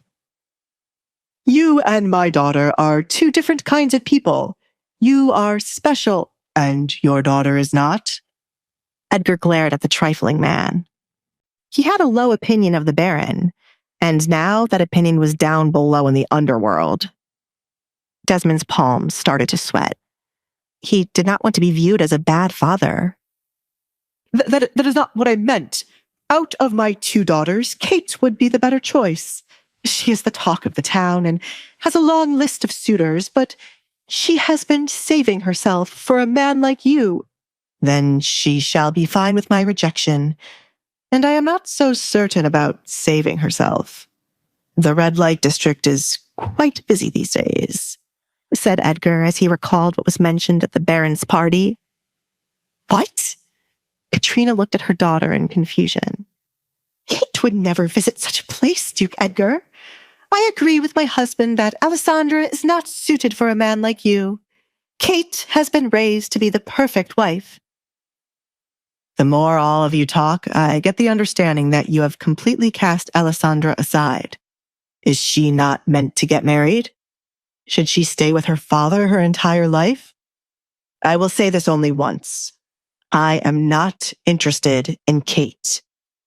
Edgar shot down the advances for the last time. I am here for Alisandre. Where is she? Duke Edgar, it is rude of you to keep asking about Alisandre when we have told you she is not a good choice for your wife. If this is some kind of a joke between you and my husband, it is not funny. Surely you have heard the rumors, Katrina said in a calm tone, but on the inside, she was fuming. Katrina didn't understand why Edgar would come asking for Alisandre. He could not have fallen for Alisandre after the small conversation they had. That was impossible. Who would love someone like Alisandre? I am well aware of all the rumors about your entire family. Is there some reason you are not bringing out Alisandre for her to speak with me? She will need to accept the proposal. Is something wrong with her? Edgar looked to Desmond for the answer. The three of them looked nervous each time he mentioned wanting to see Alisandra.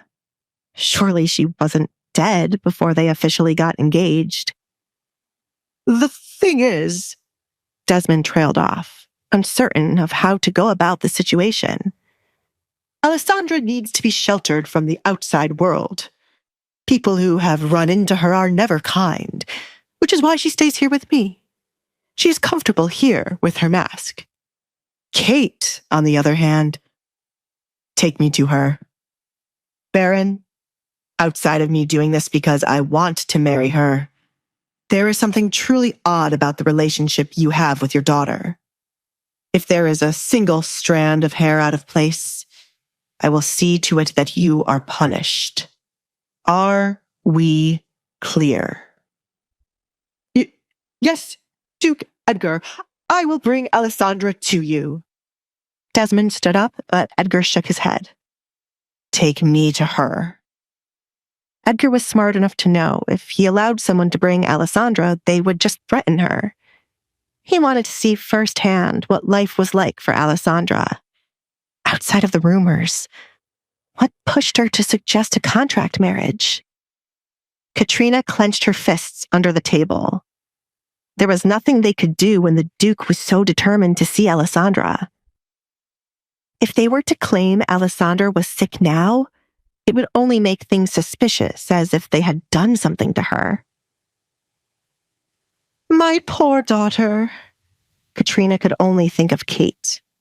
Her daughter sat silently, trying to figure out why she wasn't the one chosen. Katrina didn't want her to marry a man crazy enough to propose to Alisandra, but this was the Duke. How could they allow Alisandra to marry a man with such status while Kate was ignored? She had a feeling Alisandra left off way more than what she spoke about with the Duke.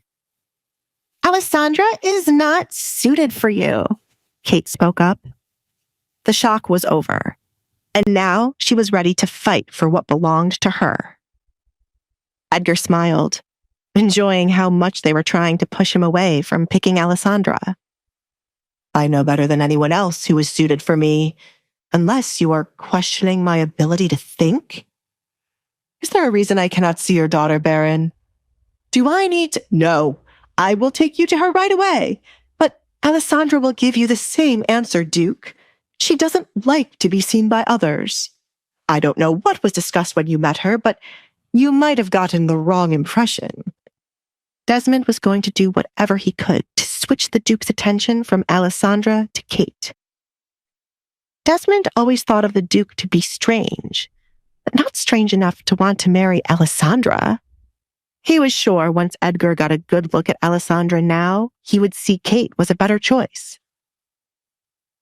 Baron, you talk too much, Edgar said as he stood up. The more the man talked, the more he was tempted to strangle him.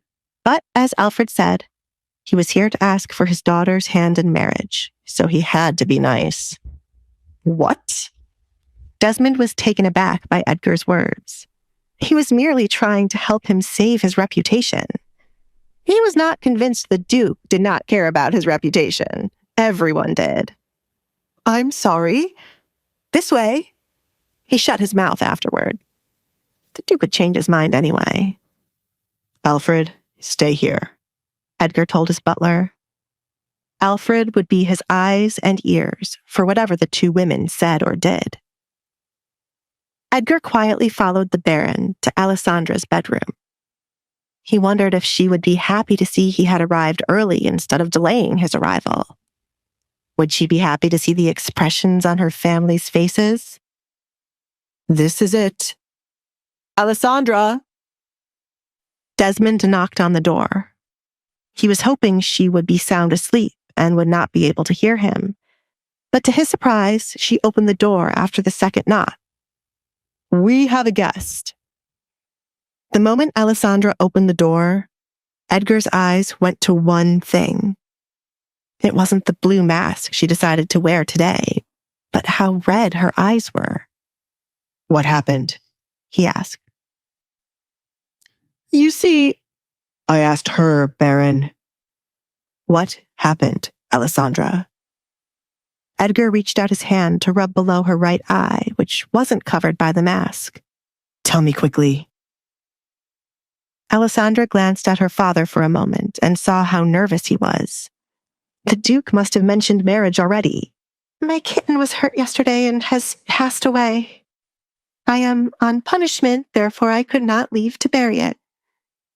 Why are you here, Duke Edgar? She asked, feigning ignorance. I have come to ask for your hand in marriage, but your family seems to think it is a bad decision. What do you think, Alisandra? Will you say yes? I accept your proposal, Duke Edgar. Father, I would like to marry the Duke. Desmond was surprised to hear Alisandra accept Edgar's proposal, but he kept himself reserved. Alisandra, the Duke is not an ordinary man. He'll be in the spotlight after you marry him. Why don't you take some time to think about it, Desmond tried to usher her back into her bedroom, but Edgar placed his foot to block him from going near Alisandra. A small smile appeared on Alisandra's face upon hearing this. For the Duke to propose to anyone's daughter was a great honor, but as it was her and not Kate, her father was against it. Typical. I don't need time to think about it, Father. I wish to marry the Duke, Alisandra said, ignoring the look her father gave to her for not listening. She looked at the Duke instead. I would be honored to be your wife, Duke Edgar. Wonderful. I have prepared your family a couple of small gifts for this moment, Baron. My butler has the gifts if you wish to see them now. I would like to have a word with your daughter. Alone? Edgar added so the Baron would get the clear hint to leave. Gifts. Desmond's eyes lit up, hearing the one word. He heard nothing else Edgar said to him. He thought about the situation quickly now that there would be gifts involved. Edgar was a stubborn man, so pushing Kate when he clearly did not want anything to do with her wouldn't work, no matter how much they tried. Kate needed to seduce the man on her own. Alisandra was shy and needed guidance. Therefore, the Baron knew he could control and use her to get the Duke to help him out of the financial hole they fell in. Also, with Alisandra close to Edgar, Kate still had a chance to woo him before the wedding could happen. The big problem was Katrina. She might kill him if he allowed Alisandra to become Edgar's fiancée. He knew he had no choice but to keep pushing for Kate. I can make this work in my favor. Desmond mentally calculated all that he could gain from this. Baron. Edgar snapped his fingers in front of the Baron's face. They had been waiting a good minute or so, watching the Baron just stare at nothing. Duke Edgar, well, I am honored you have taken an interest in Alisandra. As her father, I know what is best for her, and I shall decline your proposal. Again, I suggest you consider my daughter Kate. Alisandra, would you be so kind to step into your room for a moment? Edgar said with a smile, but it was evident it didn't reach his eyes. Alisandra nodded, stepped back into the room, and closed the door. She jumped when there was a loud thud on the other side, like someone had run into her door. She didn't flinch the second time she heard the noise again. Is this the Duke's way of convincing someone? She asked herself. Her poor father must be trembling in fear. Why did she have to miss that sight? Alisandra, her father called, followed by a knock after. That fast, she muttered, opening the door to hear her father's decision. Alisandra watched Edgar fix the cuffs of his shirt, while her father looked distraught. He was here to ask for her hand in marriage, not cause a funeral. After some time to think, it would be wonderful if you could get married to Edgar. He wishes to speak with you, so I shall leave. Desmond ran off the first chance he got. His back was aching, thanks to Edgar lifting him up to throw him against the door. "What did you do and say to him?" asked Alisandre. It had to be something damaging to make her father give up on pushing Kate as his wife. "I am a man with a lot of information, and your father is a man with a handful of crimes in his pocket. I'll allow one of them to slip by this one time, but after we are officially married, I can't help it if he is investigated for them," said Edgar. "Wow," was the only thing Alisandre could say. She was amazed by how easy it was for him to threaten someone to get what he wanted. Knowledge certainly was power, and whatever the Duke knew scared her father. "Do you ever worry that others will kill you for knowing their business?" "If I am always one step ahead of them, I have nothing to worry about. Do not worry. Your husband will not die anytime soon. Can I come in to talk? Anyone could be listening to us." Edgar looked down the empty hall, but he knew looks could be deceiving. And sometimes walls had ears, thanks to secret places in homes. "Oh, right." Alisandre stepped aside for him to come in. She did not care about what gossip could form by him coming into her room alone, as they were going to be married anyway. "It's not as grand as your home, but it is my space to get away." "Seems more like a prison." Edgar had enough of them on his property to know a holding cell when he saw one. "This is your art." He picked up one of the canvases she had stacked up against a wall. "I prefer not to call it a prison. That would make my life seem much sadder. I like to think of it as the only place where anyone could be free."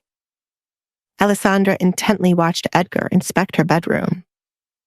"From the looks of your family, I could see why you think that. Are you not allowed to leave here? Why weren't you at breakfast? Or was that your own choice?" He carefully placed the canvas back in its place. "I am on punishment," Alisandre said, not keeping what happened a secret. "Kate threw my kitten out the window, but as always, no one believes how she is. I am meant to be here until I'm ready to apologize." "If you do, I will not marry you."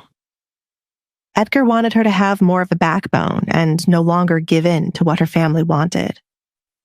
"I never planned to. My kitten died because of Kate's jealousy, and I would never apologize for how angry I'm feeling. I have to bury it once the punishment is lifted. Edgar, is it still an option for me to come and live with you until we get married?" Alisandre no longer wanted to stay with her family. Edgar leaned back against a wall, folding his arms. "No."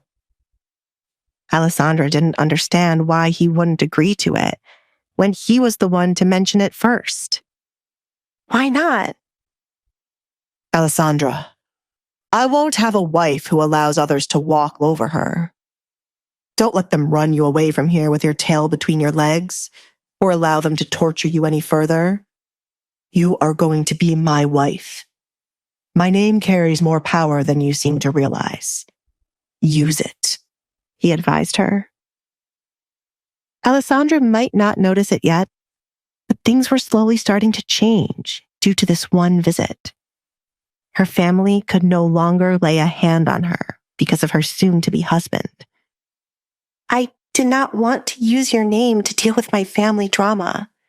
I just wanted it to be able to leave," Alisandre replied. "It would feel wrong. You marrying me is already more than enough." "Do not run away from here a coward, Alisandre. Gracefully leave this place with your head up. I don't care how you use my name to torture these people here. Just do it. Stop pretending to be afraid because you think it's safer to cower than to fight back. That act you do ends now. Don't you agree?" Edgar extended his hand out for Alisandre to take for them to rejoin her family. Start gaining that confidence you spoke of. There were a lot of things Alisandra wanted to do in her home if she had someone to back her. Not that she did. She almost let the opportunity slip to do as she pleased. Deep down, she was glad the Duke was pushing her in this direction. She was wearing more than one mask in her life. The physical one to hide her face, and the one she used to act timidly in front of her family. One of those masks had to come off today. Yes, she accepted Edgar's hand.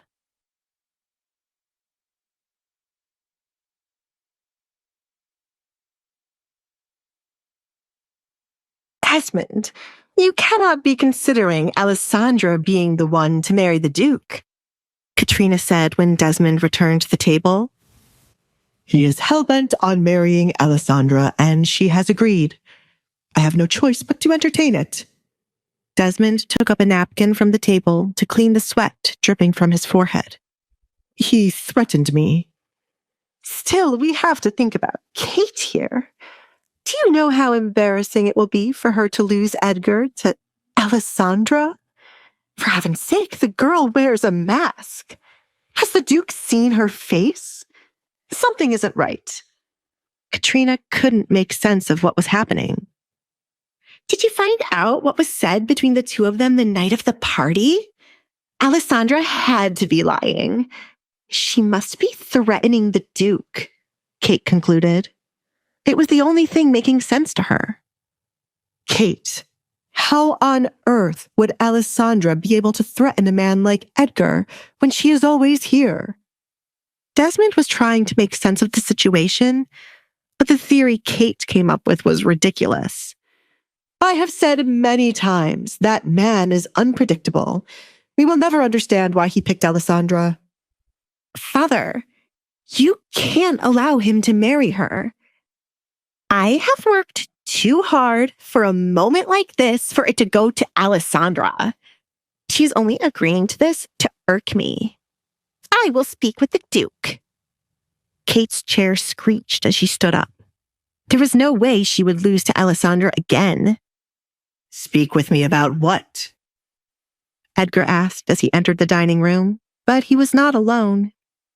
Alisandra was right beside him, holding his hand as she walked.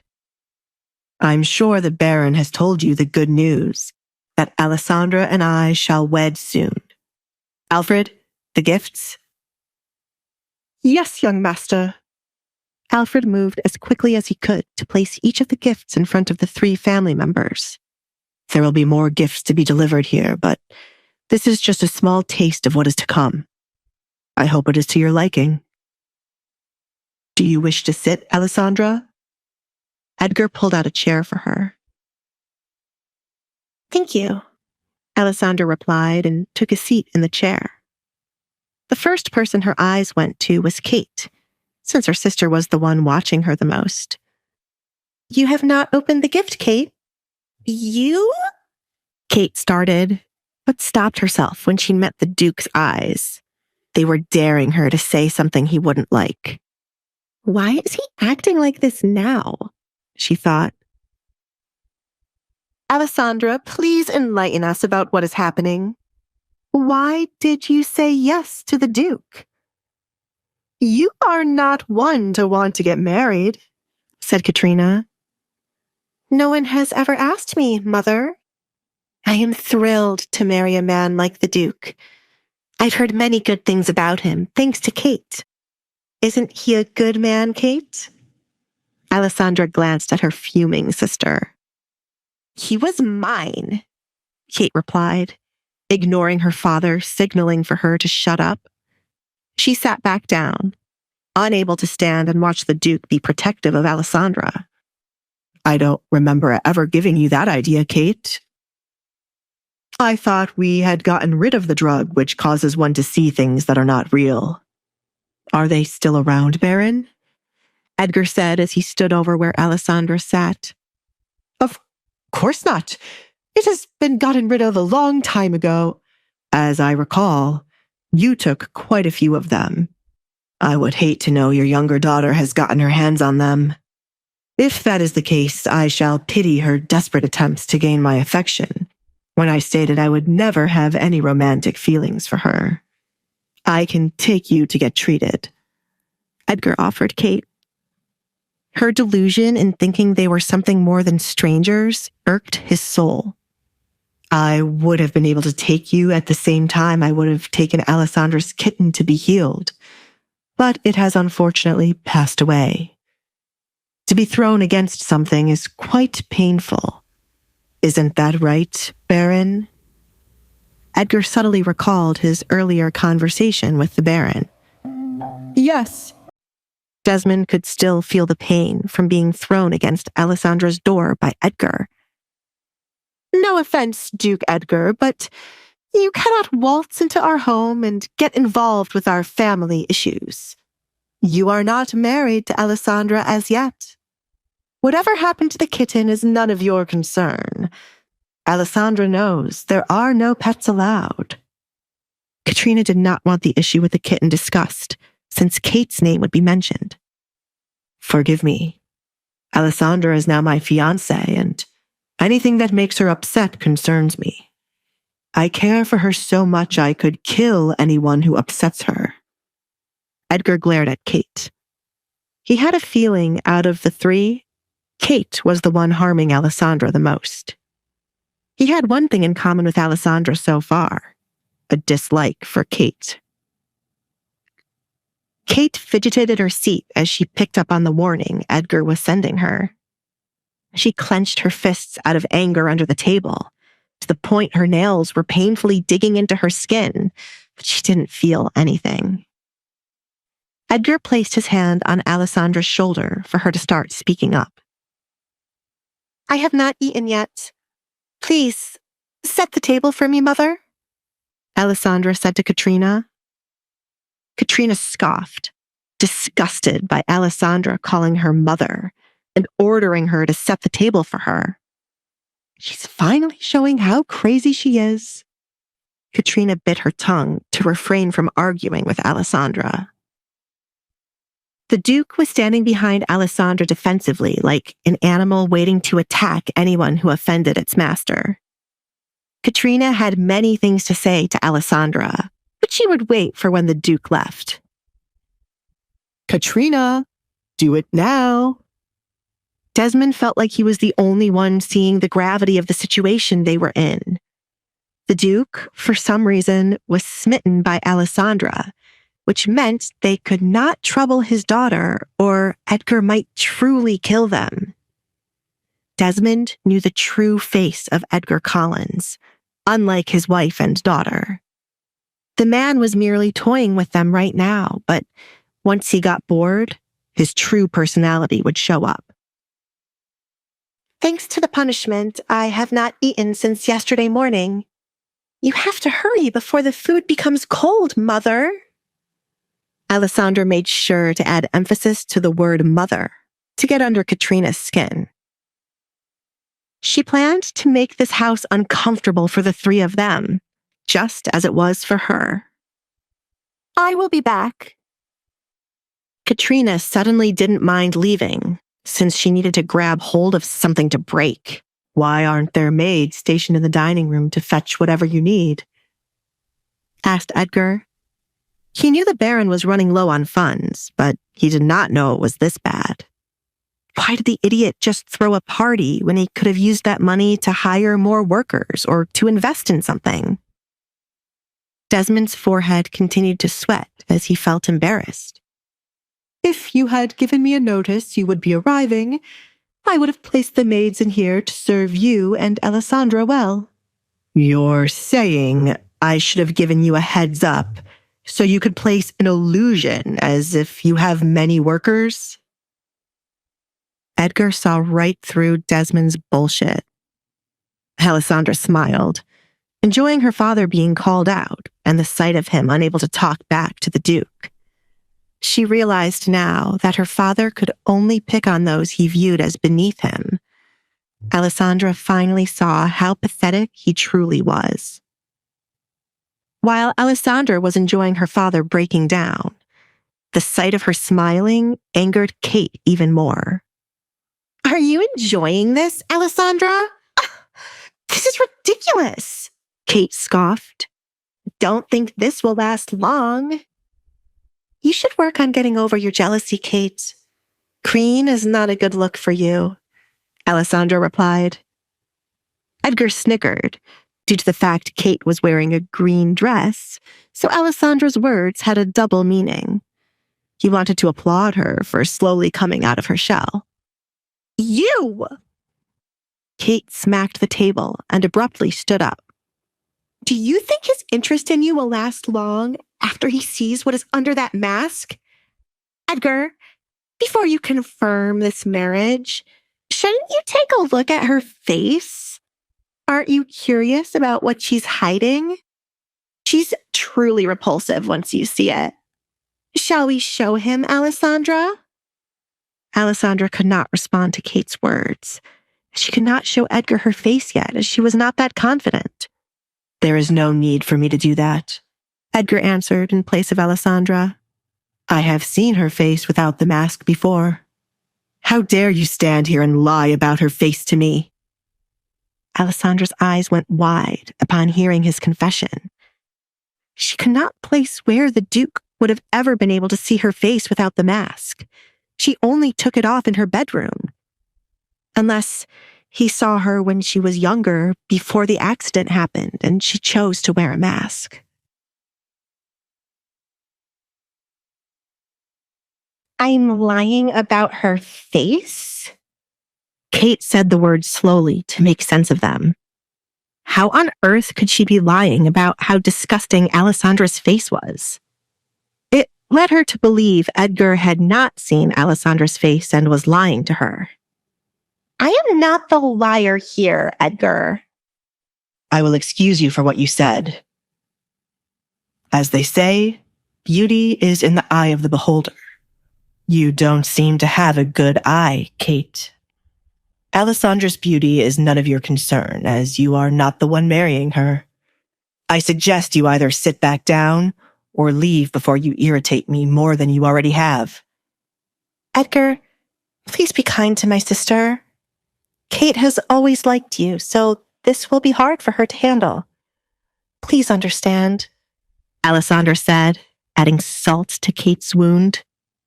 I am the only sane one here. Kate stormed off, tired of trying to be the voice of reason for Edgar.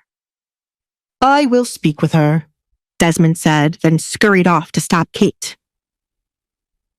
He felt the need to smack common sense into her since she wasn't using her brain. Kate, wait for me. Do not walk away from me. What do you want, father? Kate turned around, revealing tears threatening from her eyes.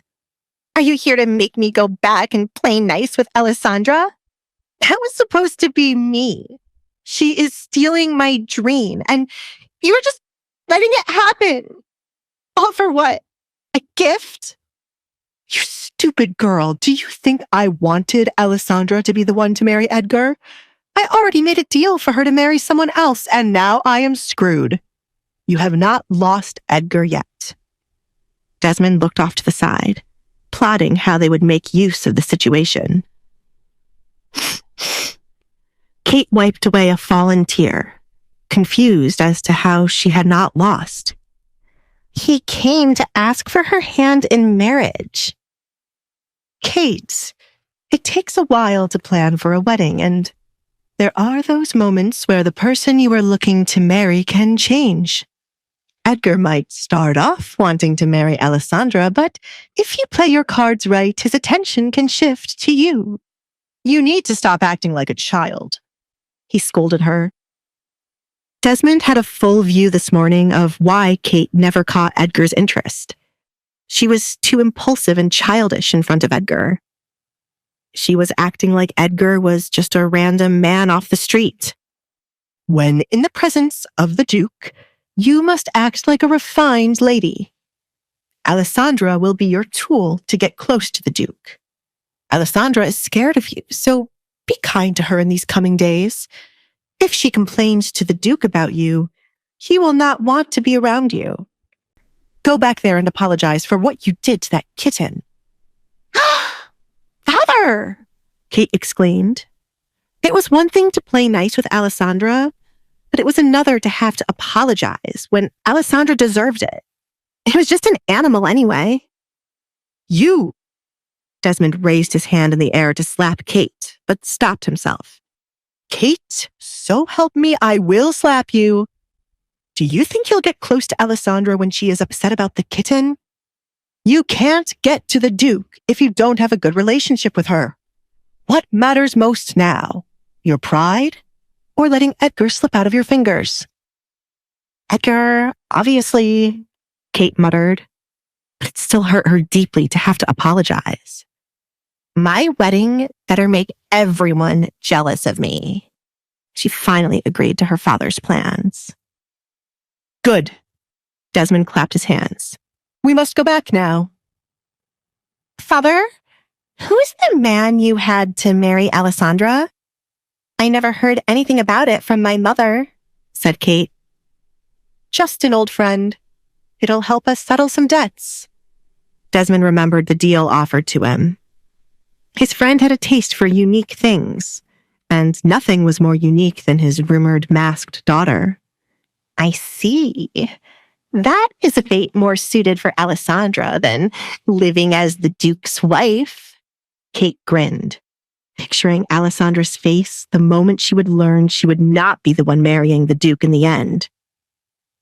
Desmond and Kate walked back into the dining room to find Katrina placing a plate of food in front of Alisandre like a maid serving her master. Alisandre did not thank Katrina for fetching the food. Instead, she picked up her fork to taste the eggs. You see, you took so long and now the egg is cold. I have never enjoyed cold eggs, Katrina. Why do you keep giving them to me?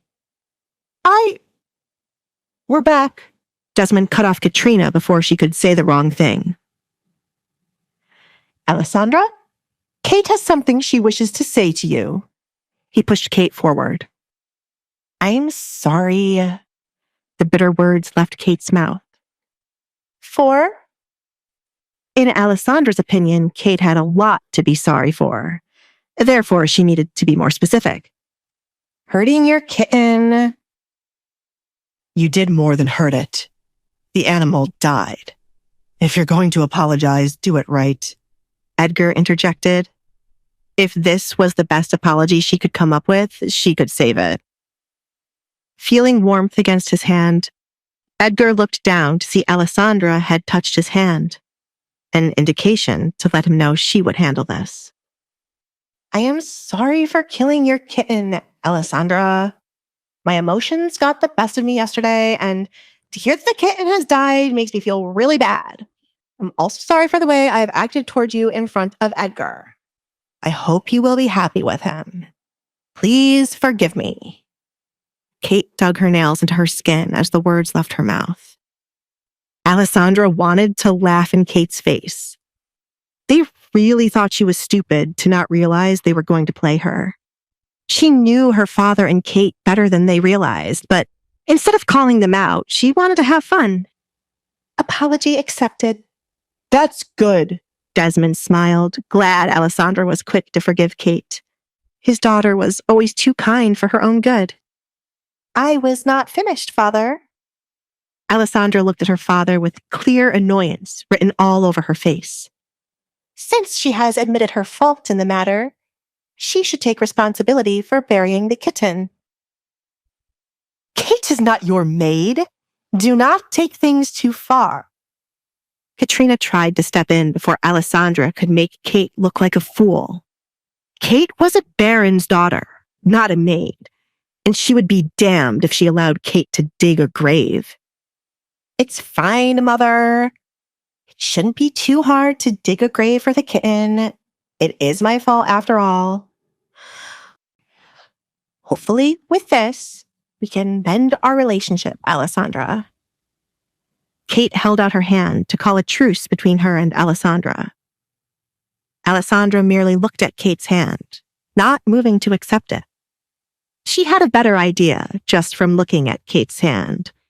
It was clear Kate never had to lift a finger in her life. I just remembered. I heard the gardener below my window saying the shovel we have is broken. Kate retreated her hand, secretly glad the shovel was broken. Too bad. We'll have to wait for a new one to arrive. Not really. The hole wouldn't need to be too big. I remember Katrina making me tend to the garden with nothing but my hands as a punishment. It shouldn't be too hard for you, said Alisandre. Kate scoffed, disgusted by what Alisandre was suggesting. I hope you are not expecting me to dig out a hole with my hands, Alisandre. That is what I am expecting, Alisandre stated the obvious. It was never an issue when Katrina made her do it, and Kate would stand right beside her mother, laughing. It has to be quick before the kitten starts to smell, and I want to give it a proper send-off quickly. I'm sure it won't be too hard for Kate, said Desmond. It was so minor in his eyes compared to what they were looking to achieve. If Alisandre had asked him to do it, he would have done it in a heartbeat. That's easy for you to say when you aren't the one doing it. Kate glared at her father. Kate put on her best smile to push through Alisandre's punishment. I shall get to it right away. She would have to sacrifice one of her pairs of gloves to do the job since she was not going to let her bare hand touch the soil. Kate also had a way to get back at Alisandre for making her do this lowly job. Katrina watched in horror as Kate walked away to dig a hole with her hands. Her daughter must have lost her mind at the same time her husband did. Kate, she called, chasing after Kate to stop her from embarrassing herself.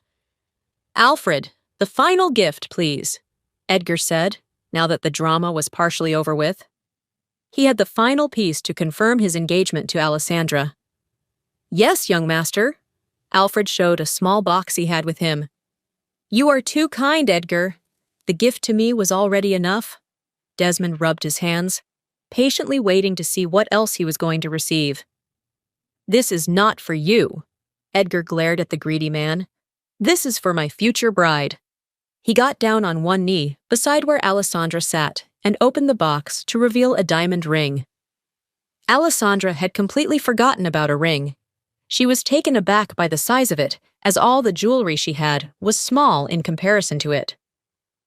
Won't that be uncomfortable? She wondered. You don't like it. It's a family heirloom. Edgar snapped the box shut after seeing her reaction to the ring. There was no point in giving her something she wouldn't like. As quickly as he got down on one knee, Edgar got back up. I will find you something better by the end of the day. Well, wait, Desmond stuttered, confused as to why Alisandre didn't like such a big ring. She would probably be wearing their house on her finger. Give her a moment to think, Duke Edgar. She must be in shock at how splendid it is. Well? Edgar waited to hear it from Alisandre, but it was clear from her body language she did not like it. Alisandre thought it would be rude of her to not accept the ring he brought to her, but she couldn't imagine walking around with such a large object on her finger. She preferred to be honest with the Duke, and considering he didn't look offended, she knew he wouldn't mind. It is too large, she softly replied. There is nothing as too large, Desmond argued, annoyed by Alisandre's response. This was why he'd rather have Kate be the one to marry Edgar. Kate knew the value of material things and how much they mattered. Alisandre was nothing more than a fool. I will find something more suited for you. Edgar dismissed the Baron's comment. There was something too large if Alisandre didn't like it. He made the mistake of not finding something Alisandre would like, instead of giving her what was passed down for generations. The ring he brought was made for a woman long ago and passed down to her children. At some point, one had to consider the women being proposed to would like a ring made for them, rather than one made for someone else and passed down. When we meet again, I shall place that ring on your finger. Baron, send Alisandre with all her things to start living with me in 2 days' time. I shall have a separate bedroom for her until we are wed, and you have my word I shall not touch her. Alisandre was surprised to hear he wanted her to come live with him in 2 days' time. She'd asked to come live with him while they were in her bedroom, only to be rejected. And now he was saying yes. She could not figure out what Edgar was thinking. What? Desmond asked in belief. It was not in the plan for Alisandre to go live with Edgar. If she did that, there was no way for Kate to be able to interact with him, as Edgar won't casually visit their home. I don't think that's a good idea. What will the people say? It's not the first time a woman has stayed with her future husband until the wedding, and it will not be the last. There is a lot to be planned, and many dinners for Alisandre to attend. I would rather have her next to me than the back and forth. It is nothing to discuss, as it is final, said Edgar. Alfred, prepare the carriage for us to leave. This house is starting to irritate me, Edgar muttered as he started to feel uncomfortable. His hate for the Baron's house did not decrease. Come see me out, he told Alisandre. Excuse me, Father, Alisandre said, stepping up from her seat to walk with the Duke. She held on to Edgar's hand, walking side by side as they followed the butler out while leaving her father in a panic. You can finally breathe now, Edgar said when they got outside, away from prying eyes. Alisandre stumbled as she stepped outside the home and would have fallen if not for Edgar holding on to her. I can't believe I just did that. Her knees had suddenly gone weak as what she did dawned on her. I enjoyed the show, Alisandre. Finally, some good entertainment in the Baron's home. I'd bet it felt really good to speak to them like that, said Edgar.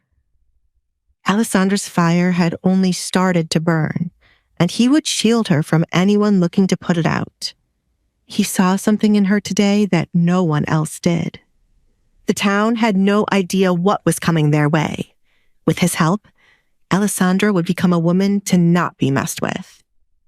It did feel good. I am used to making up these kinds of scenarios in my head, and now it has finally happened. I did forget how to breathe back there, and I was so nervous I would have tripped over my words. Alisandre clutched her dress, finding the moment to be surreal. You did good. Edgar patted her head. The show was 10 times better for those watching Alisandre, and it would be even better when she becomes more confident in herself. Alisandre looked down at the floor, feeling strange to receive a compliment from Edgar and a pat on the head. It felt nice to have someone do this for her. She wanted to work harder to receive more compliments from him. Thank you, she replied. Edgar smiled, viewing Alisandre as a small kitten, something he needed to nurture and protect. Duke Edgar, Desmond said, interrupting the moment. Edgar rolled his eyes, taking his hand away from Alisandre's head. What is it, Baron? I came to see you off as you were my guest. Please, come again. Alisandre, I want to have a word with your father. Until next time. Edgar picked up her right hand and kissed the back of it. Okay, Alisandre replied, leaving to give the two men some privacy. As she passed by her father, she saw how nervous he became to speak with Edgar all alone. Do not sweat, Baron. I want to have a civil conversation with you. Come closer. Edgar motioned for him to do so. Closer, Baron. Yes. Desmond felt déjà vu at this moment, but Edgar had already gotten what he wanted, which was Alisandre. Therefore, there was no need for him to be attacked again.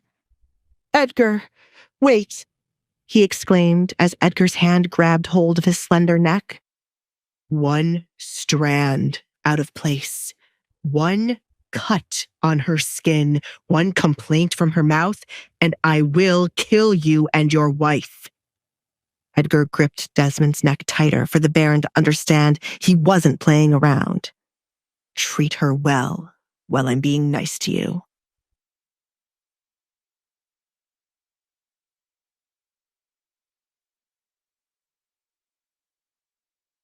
Understood?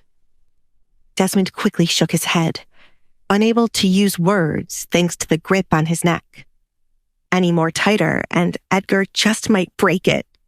What part of this was being civil? Good. Edgar released the Baron's neck with a shove. Look at you, all disheveled. He fixed Desmond's shirt, smoothing out the ruffled parts. Desmond kept his head down, bearing with Edgar harshly patting his shoulders to smooth out his clothes. Never in his life was he so embarrassed by someone coming into his house and treating him like he was not the owner. I don't look forward to you being my father-in-law.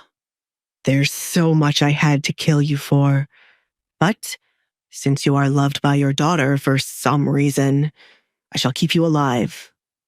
Do you understand what I mean, Baron? If Alisandra's love for you runs out, I shall consider killing you. I understand, Duke Edgar, said Desmond. I am handing you the opportunity to correct the mistakes you made with her. See to it that you do not ruin this for her. As much as Edgar disliked the Baron, he could tell Alisandre was longing for positive interaction from her family, and from what he witnessed today, the Baron was the one she was most likely to get it from. He was putting the task on the Baron to ask as a father in 2 days, and to shield Alisandre from the two women. Whether or not Alisandre would like her father's newfound interest in her was completely up to Alisandre. Alisandre and her father could either have a heart-to-heart moment where the Baron apologized for not properly protecting her, or Alisandre would see there was no hope for her family. Edgar, would you? Desmond trailed off when he heard footsteps walking away from him. He looked up to see Edgar walking back to his carriage without saying goodbye. I should have just hit him when he was here. That little shit, Desmond muttered. He can only act like this because of his name and the king.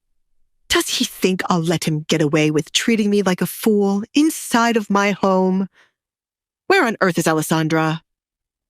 Desmond went back inside to look for his oldest child. She had not told the truth about what she discussed with the Duke at his party, unless she was going to say Edgar fell in love with her at first sight. What bullshit, Desmond cursed. Alisandre wore a mask covering half of her face. She had ruined her beauty a long time ago. There were countless beautiful young women like Kate for Edgar to fall in love with. Alisandre! Desmond yelled after finding the dining room to be empty. Katrina had brought the plate of breakfast for nothing, as it was still on the table untouched. Alisandre! His voice thundered through the home. Yes, father? Alisandre came from the direction of the kitchen. She was going to let Mario give her warm food until she heard her name being called. Now that Edgar was gone, everything would go back to normal. Care to explain to me how this union between you and Edgar came about? Do not talk about love at first sight. Am I not beautiful enough for Edgar to fall in love with me at first sight, father? Remember when I was younger, you would parade me around and show everyone how beautiful I was. Alisandre smiled, remembering the faint memory. That was before... Before this? Alisandre touched her mask. It was. What a long time it has been. Everything changed after that. You cannot blame me for what happened, said Desmond. I blame you for not taking control of what happened afterward, father. And yes, I blamed you for what caused it. The Duke did not fall in love with me at first sight, father. Such a thing would never happen. Alisandre truly believed her words. She was many things, but not a fool. Then what was said between the two of you? Tell me everything from the beginning. Desmond's curiosity had become unbearable. He had to know what Alisandre did that Kate could not after all these years. I already told you what was said, Father. I do not know why the Duke picked me instead of Kate. I'm sorry the daughter you wanted with him was not chosen. Is that all, Father? Is there nothing more you have to say to me? She was waiting for him to truly state what he planned to do about her engagement. Alisandre already knew he would do everything in his power to somehow get Kate to take her spot. To her surprise, he said something completely different. All eyes will be on you, Alisandre. Do your best. What are you going to eat now? Desmond was doing just as the Duke instructed him to. Although he was angry with Alisandre about a few things, now was not the time to grill her when Edgar was so adamant about killing him. Alisandre was unable to respond for the first couple of seconds. She did not get the reaction she was expecting. Therefore, she did not know how to react. She wondered if the Duke said something to her father to make him act like this. I am going to the kitchen for warm food. I see. Forgive Kate and Katrina for the things they have done. You have to understand their point of view. When you are done, go back to your... Desmond had to quickly stop himself. He was making the mistake of sending Alisandre back into her bedroom to be out of sight. Do whatever you want. Understand their point of view? Alisandre wanted to laugh in his face for saying such a ridiculous thing. Why did she have to be the one to understand everyone's actions towards her and have to forgive them? Why couldn't everyone else admit their faults instead? To see her father have no shame in saying these things was disgusting.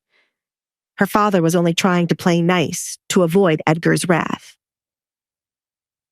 I picked a good man, she thought, as Edgar was doing a good job in shielding her so far. Edgar handed her the opportunity of 2 days where her family had to play nice to her. They could do nothing in those 2 days, for when the Duke arrived to collect her, should there be anything out of place, he would take his anger out on them.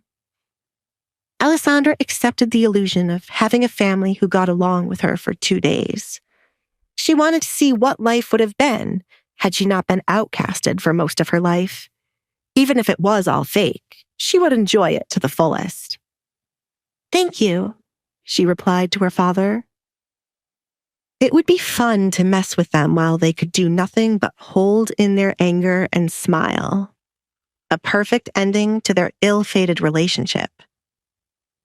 After these 2 days, she would completely cut ties with her family, ending on a fake good note rather than arguing. Excuse me, I'm going to find Kate and Katrina. Alisandre watched in amusement as her father turned his back on her to go plot with Kate and Katrina. Edgar was right to not let her come stay with him so easily.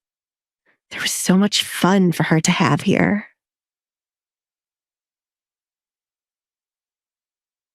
Kate, you must be out of your goddamn mind if you're thinking of digging a hole. She has no right to order you around. Get up. Katrina bent down to pull Kate up from the ground where Kate was squatting. Mother, we only have to play nice for now. Father is going to find a way to make me be the one to marry the Duke. Kate shook off her mother's hands and continued to dig. Ah! She yelled, falling to the side when an earthworm popped out of the dirt. That is why I said to get up, Kate. Katrina stepped back as she, too, was afraid of the tiny creature. This is ridiculous. This is so gross. This better all be worth it in the end. I am not letting her take what's mine. Kate used a stick to fling the worm from in front of her. Father already has someone he's going to marry Alisandre off to, so she can't marry Edgar. Really? He never mentioned anything to me, said Katrina. You wouldn't have kept your mouth shut if I did. Kate, Alessandra is going to the kitchen. Get someone else to do it. Desmond didn't like seeing his daughter looking like a servant. You there, Kate called out to a passing maid. She was more than happy to make someone else do the dirty work. Finish digging this hole with your hands right away. Did Edgar leave, or is he in the kitchen with Alessandra? I want to have a word with that girl. You can't, Katrina.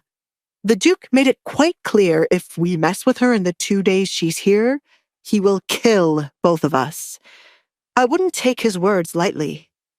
Desmond coughed, still feeling Edgar's grip around his neck. Play nice with her. Katrina couldn't believe Edgar threatened to kill her. She placed her hand on her forehead as she almost stumbled backward from the shock. Wasn't it enough that Alessandra stole Edgar from Kate? She must have placed a spell on that man. Was she really cursed? I told you we should have thrown her out long ago, but no one ever listens to me. What do we have to do now, Father? Edgar seems to be wrapped around her finger if he threatened you. Alessandra must have cursed him. Kate was starting to believe that more than anything else. Desmond didn't believe it like his wife and daughter, but he couldn't understand what was happening. He was starting to question if the Duke really did fall in love with Alessandra at first sight. I can't allow Alessandra to go live with the Duke on her own in 2 days. She's going to live with him? In his big mansion? Kate exclaimed, taken aback by this news. Father! She whined, stomping her right foot repeatedly. It wasn't fair Alessandra would get the luxury of living with Edgar. I'm going to send you there with her as an escort. That is the only way I will allow Alessandra to go with him, and it's the only way for you to get close to the Duke. This is your last chance, Kate. If you mess this up, there is nothing else I can do for you. You must seduce Edgar while you're there. It would be better if I became pregnant with his child. He would have no choice but to take me instead of Alessandra. We all know the Duke isn't going to sleep with her, and he's still a man. He needs someone to lay with, Kate suggested. She didn't mind sleeping with a man like the Duke when she wasn't wed. Kate! Katrina wasn't so sure of this. It was best for Kate to keep her virtue. I agree with Kate, Desmond said, ignoring the fact that Kate would be sleeping with someone when she wasn't married. He found the whole virtue thing to be ridiculous now. She just needs one try to get pregnant. We wouldn't have to worry about her virtue as she'll end up with the Duke. As much as Katrina wanted Kate to be with Edgar, she preferred to continue with the principles she raised Kate with. To only sleep with a man she was married to, or else she would be ruined. Are you sure you can do this, Kate? Of course, Mother. His only other option would be Alessandra. Do you really want her to become the Duchess instead of me? I will seduce the Duke and have his child. It would help if his mother would come around. She likes me. Kate recalled her run-in with the woman. Due to chasing around behind Edgar, Kate had met his mother once before, and after a short conversation, his mother was rooting for her. I should start picking out my finest dresses now. Excuse me, Mother, Father. Kate, you have to finish burying the kitten. Don't do anything stupid these 2 days. Desmond was worried for his life and didn't trust Kate to understand the gravity of the situation. Do this first. Let Alessandra know you are done, and then start packing. Yes, Father. I will get the kitten. Kate was so excited to go live with the Duke that she had forgotten her plan to get revenge on Alessandra for making her dig a hole with her bare hands. Kate hurried off to go to Alessandra's room before she would return to her bedroom. The dead kitten wasn't the only thing she was looking to get. There was something else valuable in Alisandra's room that deserved to be buried. Do you really think I would let her get away with stealing what belongs to me? Kate opened the door of what she liked to call the vilest room in the home. It belonged to someone who should never have existed. Oh, that stench is horrible. She covered her nose as the faint scent of something horrible filled her nose. It wasn't hard to guess where the dead animal was. Her room is disgusting. Where the hell is it? Kate opened Alisandra's closet, looking for what she truly came for. Her eyes lit up as she found what she was searching for right away. Why are you holding onto the dress of a woman who ran away and left you here, Alisandra? Kate took out Alisandra's mother's wedding dress from her closet. It was no doubt a beautiful dress, but something like this was not suited for someone as gloomy as Alisandra. Kate was doing her a favor by getting rid of it. It would have been perfect to show Alisandra the dress getting buried, but she was meant to play nice. This took away a piece of the fun, but it still felt good. Kate quickly closed back the closet as she had found it and grabbed the box with the dead kitten. The stench no longer bothered her now that she was going to get her revenge. Kate wrapped the wedding dress around the box as she hurried back outside. Reaching the door leading outside, she peeked outside to make sure her parents weren't still standing where the hole was being dug. They're gone, she smiled. She was glad they had left, or her father would have stopped her from doing this. Kate approached the maid, who was still digging out the hole with her hands, to drop the dress and box into it. Cover that up as fast as you can. My lady, this is... What gives you the right to question me? Do as I say, or I shall have you fired. If anyone asks who went to get this box, I shall tell them you did. And what will you say? Kate stepped on the maid's hand, awaiting the obvious answer. I was the one who got it, the maid sobbed. Wonderful. You people do have common sense after all. Now, hurry. Kate stood with her arms folded, excited to see the dress be buried. Mario. Alisandra called as she entered the quiet kitchen. Now that breakfast was practically over, there was hardly anyone in the kitchen until it was time to wash the dishes used. Alisandra? This is new. You've never come to me at this time of day, and last I heard you were being punished. Did everyone else leave? Mario asked, surprised to see her casually walking around. Today is a special day for a change, as I got engaged to the Duke. Alisandra couldn't wait to share the special news with Mario. You should have been there to witness everyone's facial expressions. I can imagine. I am shocked, though I kind of expected it. But wait a minute. Mario looked around for a chair to make Alisandra comfortable enough to tell him what happened. If only he could have been a fly on the wall to see Kate's face out of everyone's. There we go. I love that you are extra kind when there is gossip about my family involved. Alisandra sat down on the chair he found. I don't know why you still refer to them as your family. The Duke will be your family now. Screw these heartless people, Mario said as he took his own seat. If he was in Alisandra's position, he would have let the Duke just kill them. I am not married to Edgar yet, and at the end of the day, they are still my family, even if I don't like them. I'm going to be here with them for 2 more days, and then I'll be going to live with the Duke. What? Mario's eyes went wide. He wasn't expecting Alisandra to be leaving so soon. See, this is why I don't like Edgar. He is stealing away the only Barrett I like. I told you to come with me. I can ask him to pay off your debt. Both of us should leave this place, said Alessandra. Mario was her only friend here, so it was only right that she helped him leave this place with her. Mario shook his head, turning down the offer once again. I'm going to work off my debt myself.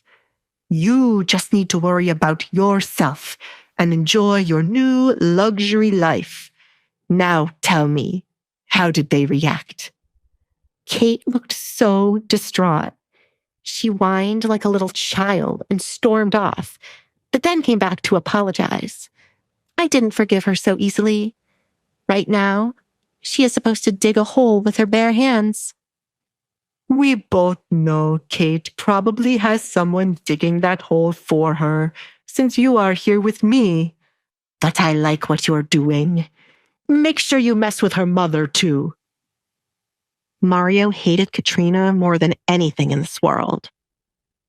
I have a couple of things in mind, but first, breakfast, please. I ordered Katrina to bring me food, but it was... That was for you? She dropped those eggs on the floor and then put them back on the plate. Please tell me you didn't eat any of it because these floors are not clean. Mario wanted to throw up just from thinking about it. Alessandra had a clear flashback of her tasting the eggs. I did eat a tiny bite of it. As bad as that was, it is not the first time she has ever done something to my food. I remember she sent me a plate of nothing but leftovers from their plates to eat. I've experienced every kind of torture here. Mario sat up to cook something for Alessandra. This is why you must never fall for their tricks and be kind to them. Make their lives hell, or I shall never speak to you ever again. Torture the hell out of Kate and Katrina. I plan to, but... No buts, Alessandra. Mario stopped her right in her tracks. She was always too kind for her own good. Mario, the person I have the biggest issue with is neither Kate nor Katrina. It is with my father. He's the one who should have protected me from his second wife and everyone else who looks at me with disgust because of rumors. He never did anything to help me. Alessandra could not get over her father, looking her in the eye without any shame and saying it was not possible for Edgar to fall in love with her at first sight.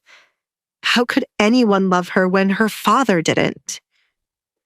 I have waited so long for my father to come to comfort me, and not once has he ever come to me. It was always Katrina or Kate with a smile on their face before they made my life hell. My father only cares about his money and reputation. I will take what he loves so that he knows what it means to have nothing.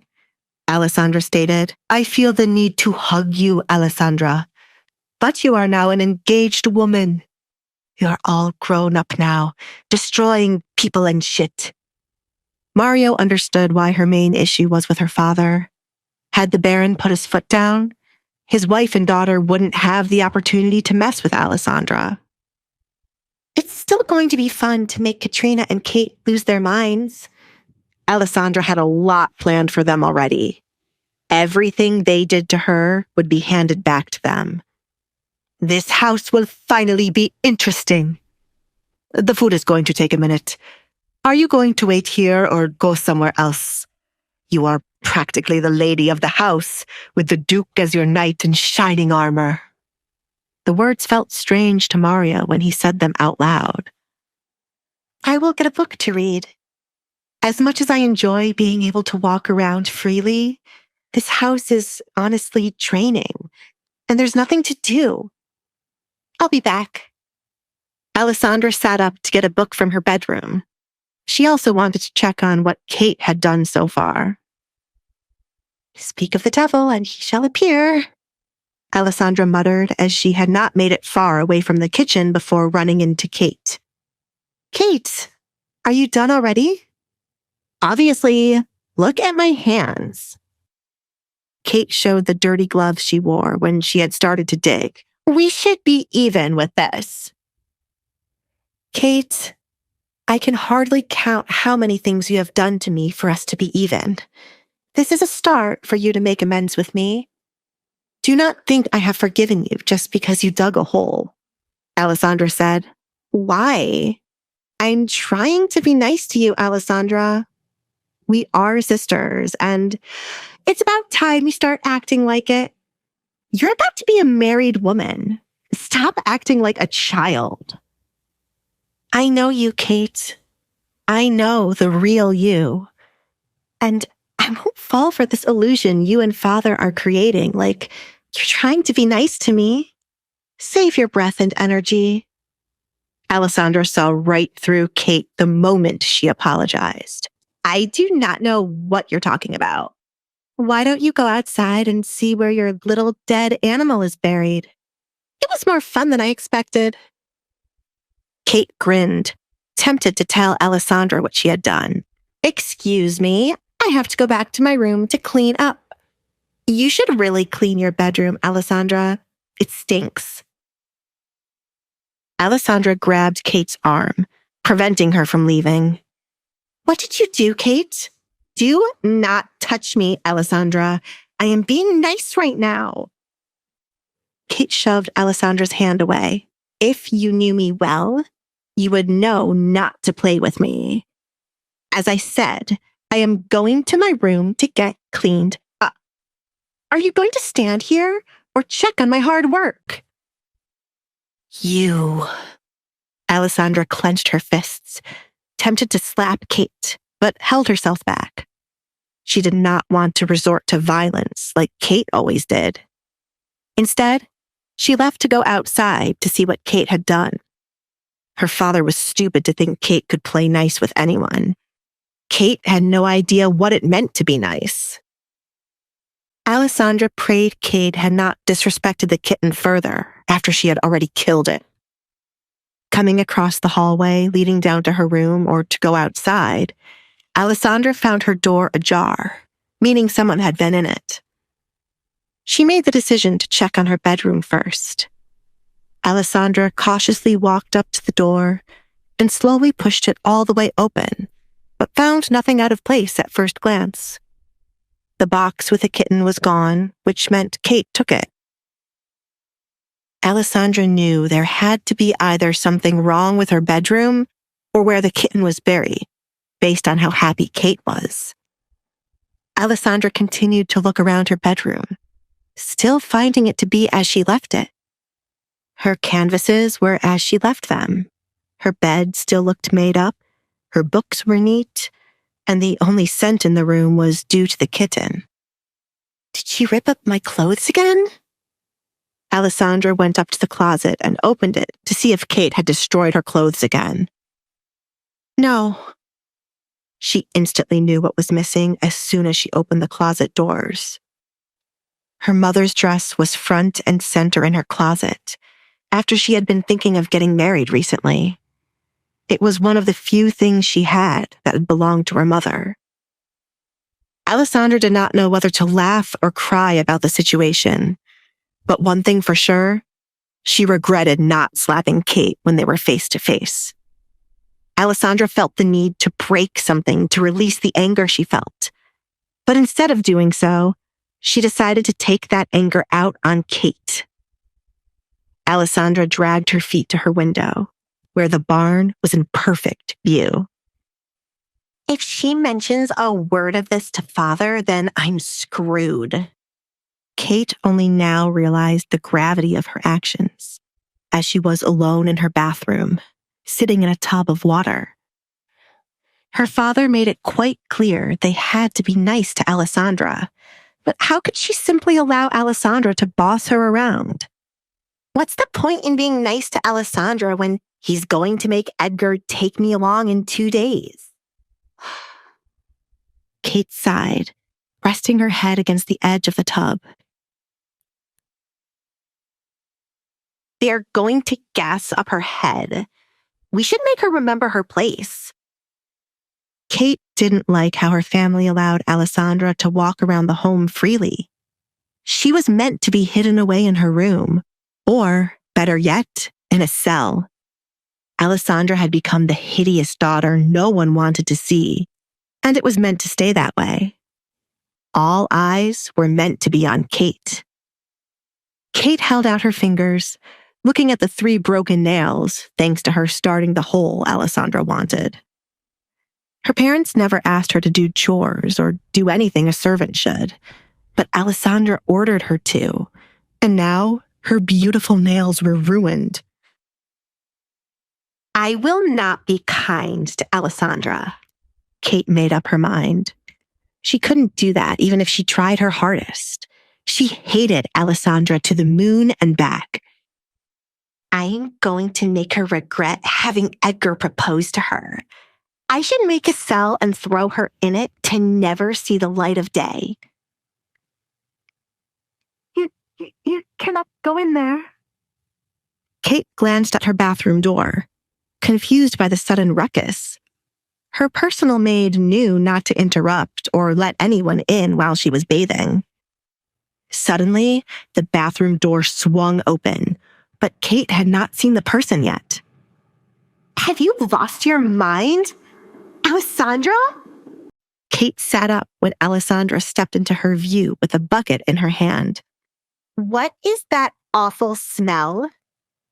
Kate covered her nose as an awful smell filled her bathroom. It was much worse than the dead kitten.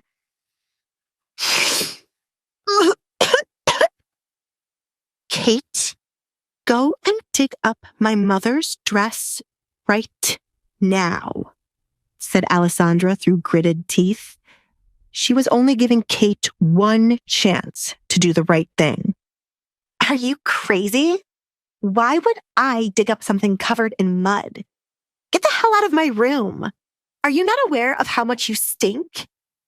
Kate couldn't bear the smell that followed Alisandre. Why the hell does it smell so familiar? You are full of shit, Kate. Alisandre threw the contents in the bucket she carried towards Kate in the tub. Kate's eyes were wide open as a brown substance flew towards her face and the surrounding area in the tub. What is... Kate trailed off as she saw something floating in the tub, changing the water from crystal clear to brown. If possible, Kate's eyes opened wider as she realized what Alisandre had thrown at her. She should have guessed the smell was none other than horse shit, but it had not registered in her mind earlier.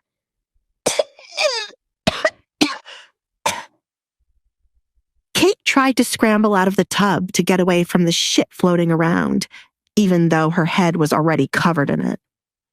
Unfortunately, as she stepped out of the tub, Kate slipped on shit and spilled water, falling to the floor in more of the horse shit which had not made its way into the tub. No. Kate started to freak out even more as her leg was now covered in shit. She almost hurled, disgusted by the sight and smell of it. It suits your personality, Kate. Did you honestly think I would let you get away with ruining my mother's dress? You have to be the crazy one, Alisandre said, walking to the sink to turn on the water while Kate began to have a breakdown. Alisandre placed the bucket in the sink to let it fill up halfway while she swirled it around to mix up the remaining pieces of shit with the fresh water. Get this off of me! Kate cried as she grabbed a cloth to start wiping it off. She was naked on the cold floor with no one to help her. She quickly rubbed off the shit from her face, hands, and her hair, but the scent was something she could not easily get rid of. It felt like she had it in her mouth, and each time she swallowed, she could taste it. I'm going to kill you for the... Kate screamed when Alisandre threw the second batch on her. As it was more water now, some of it made its way into Kate's mouth as it was open while she was talking. It was the final straw for Kate, making her throw up right on the floor.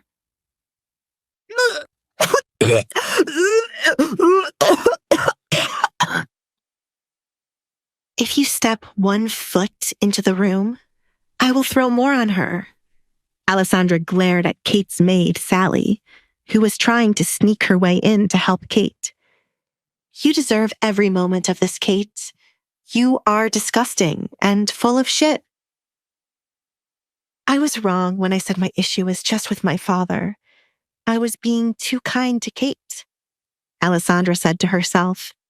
She was glad to have realized her mistake early on. Alisandre didn't want to just mess with Kate for these 2 days. She wanted to ruin her life. I will make sure we are even, Kate. I will repay what you started to do to my face. I will make it so that you will have no choice but to wear a mask, and I will steal your happiness from you. Do you think I'm afraid of you? Kate wiped away traces of vomit from her mouth. Do you think you scare me? No. But you have always been jealous of me, Kate. You can never handle attention not being on you. And this dangerous jealousy started when we were younger. Alisandre stooped down to Kate's level. You should have been angry at our father for always having a favorite. A perfect daughter he could always use. Kate scoffed, offended by Alisandre's words. There was nothing to be jealous of when it came to Alisandre. Why would I be jealous of you? I am beautiful, smart, wanted by all men. You try so hard to forget the past, Kate. A time when you were in my shadow as father paraded me around. We could have been good sisters had you not fed into your jealousy. I tried so many times to forgive you as you were merely wishing to have father's attention on you, but you are beyond forgiving. Do not look down on me. Kate lunged forward to pull the mask Alisandre wore from her face. It was easy for Alisandre to talk when her face was hidden. Alisandre almost stumbled forward due to the mask being roughly pulled away from her face. As Alisandre looked up to get the mask back from Kate's hands, Kate chuckled, seeing the scars were still evident. You are still hideous, Kate said in triumph. Alisandre had no place to talk about anyone being jealous of her when her face was horrible. I would hide my face from the world if I were you too. Kate flinched, moving the mask further away when she thought Alisandre was trying to reach for it. But to her surprise, Alisandre pushed her. Thanks to how Kate was sitting, Alisandre was able to push Kate backward with only one hand, and then grab both of Kate's hands to pin her down against the wet floor. The back of Kate's body would be covered in what was left on the floor. Kate struggled to get out of Alisandre's grasp and used her feet to try to kick Alisandre off of her, but it did not work. Get off of me! Sally, help me right now! Kate yelled to the maid. One day, your face will share the same fate as mine, Kate. I'm going to make sure you wish you were dead, just like I once did. Always remember, your actions are responsible for the woman I shall become. Be prepared, Kate. I'm done with being too nice, Alisandre warned her.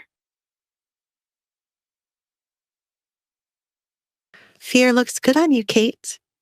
I want to see it again soon. Alisandre snatched back her mask from Kate, thanks to her being distracted. Alisandre released Kate's other hand as she was finished with what she had come for. She placed her mask back onto her face as she stood up, looking down at the pitiful state of Kate. You should bring more maids to help her get cleaned up. She's filthy, Alisandre told Sally, who stood by the door in shock. Sally had never once witnessed anyone bring this much shame to Kate. Kate was normally the ringleader, the one to embarrass others, but now she lay naked in shit. It was a good sight to her, and for once in her time working here, she liked Alisandre. Alisandre did what no other person could when it came to Kate. Hello? Alessandra waved her hand to get Sally's attention.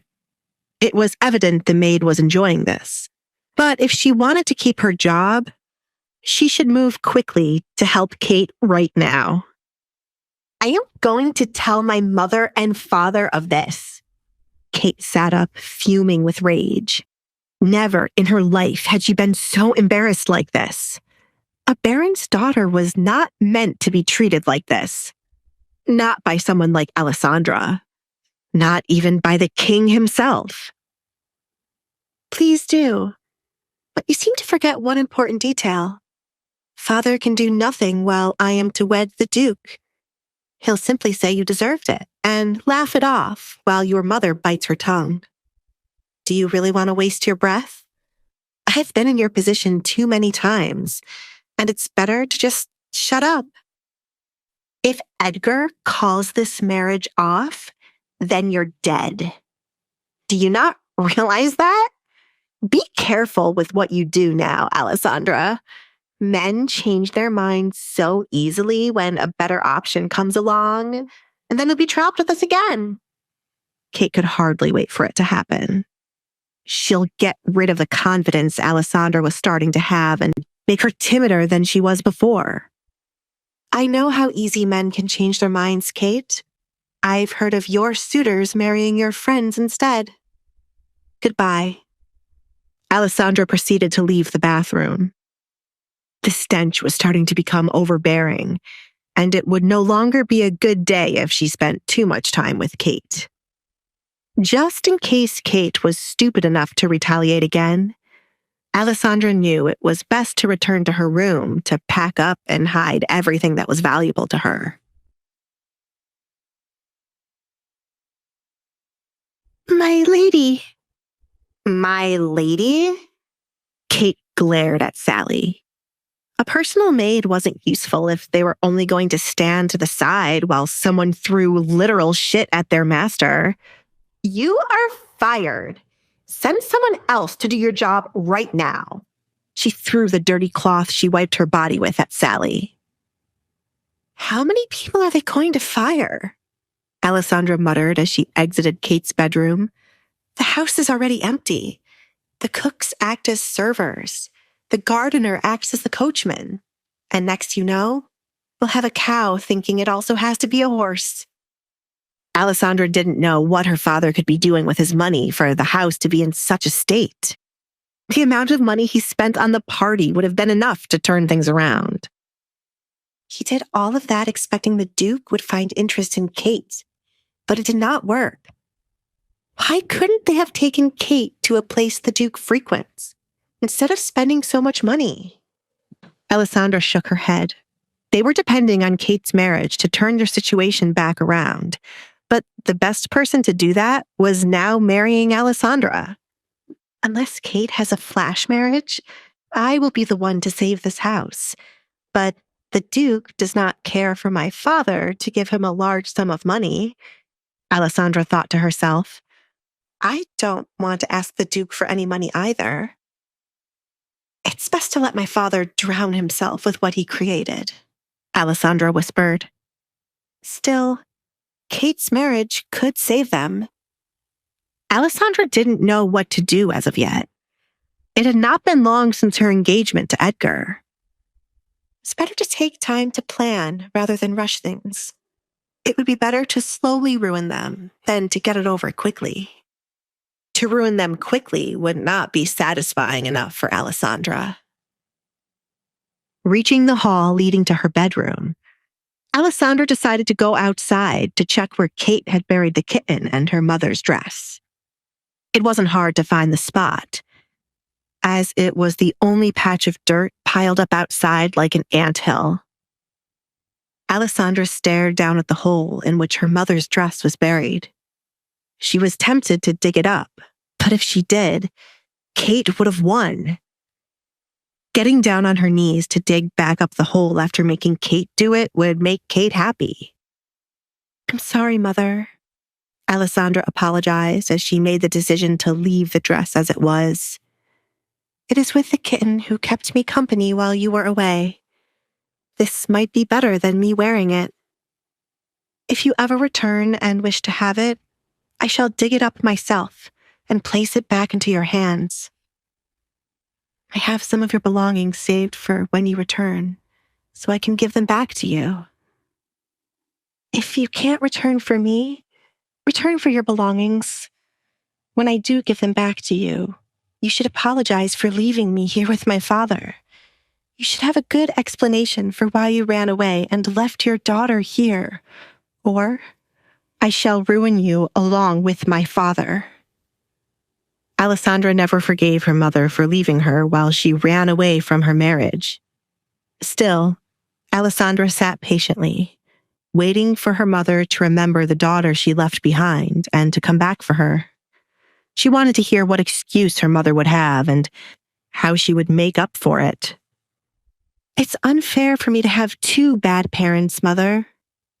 I'm putting faith in you to return and ask for forgiveness. The world cannot hate me so much to put me through this. I hope that you are still alive and return quickly, said Alisandre. Alisandre would never go looking for her mother. Instead, she had a date on which she would stop caring, and should her mother ever appear before her, she would be nothing more than a stranger. Then she would truly believe the world hated her enough to curse her with this life. Where the hell is she? Alisandre looked up at the sound of Katrina's angry voice. You! Katrina exclaimed when she caught sight of Alisandre outside. She leaned her upper body out a window to get a better view of Alisandre. What on earth did you do to my daughter? I threw her personality onto her, Alisandre bluntly replied. Do you wish for me to do the same to you, Mother? I told you never to call me Mother, you evil girl. You have to be out of your mind to throw shit on Kate. Has your jealousy not gone far enough? Katrina questioned. Her anger increased the more she looked at Alisandre. Katrina was bewildered to hear of what Alisandre did to Kate and how no one stopped her. Alisandre was always intrigued by everyone thinking she was jealous of Kate. When had she ever shown them that she was jealous? I have never been jealous of Kate.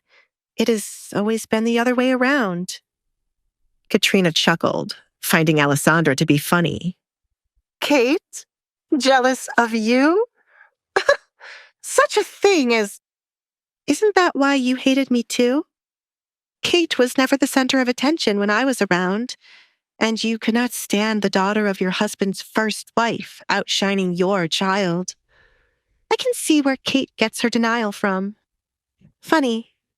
I thought it was from my father, said Alisandre, as she for so long believed it came from her father's side of the family. Are you crazy? How many times am I going to be asked this? It is annoying, Alisandre muttered, tired of the repeated question. My answer is yes, so that you can stop asking me. I must be crazy for the crap I put up for so long. You... Katrina trailed off, unsure of who was standing before her. Alisandre was never like this. She was never one to talk back and quietly did as she was told. You are only acting like this because of your engagement. Obviously, but you have no room to talk when you have done the same thing. You act all high and mighty because you are a baron's wife. From your attitude, you would think you married the king.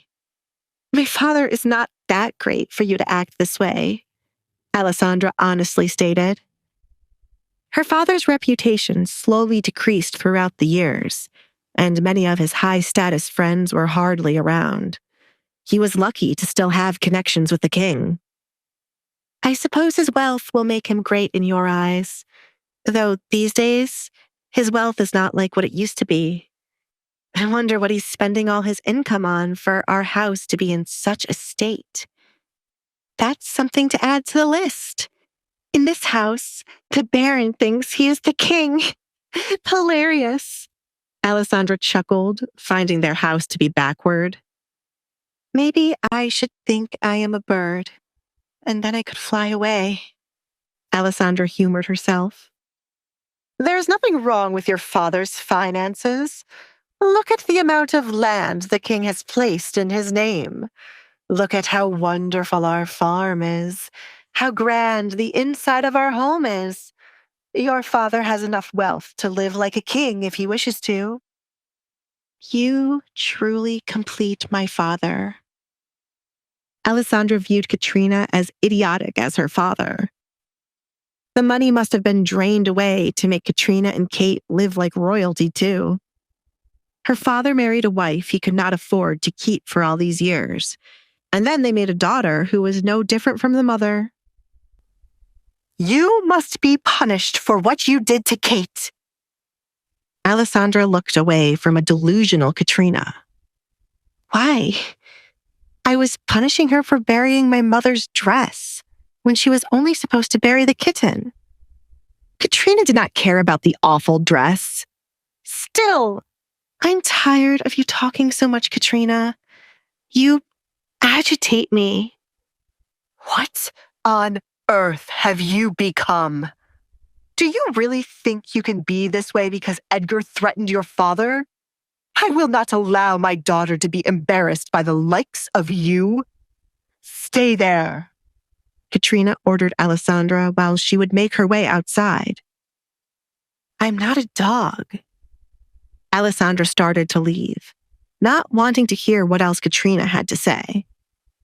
Is this really their way of trying to be nice to me? They couldn't last one day.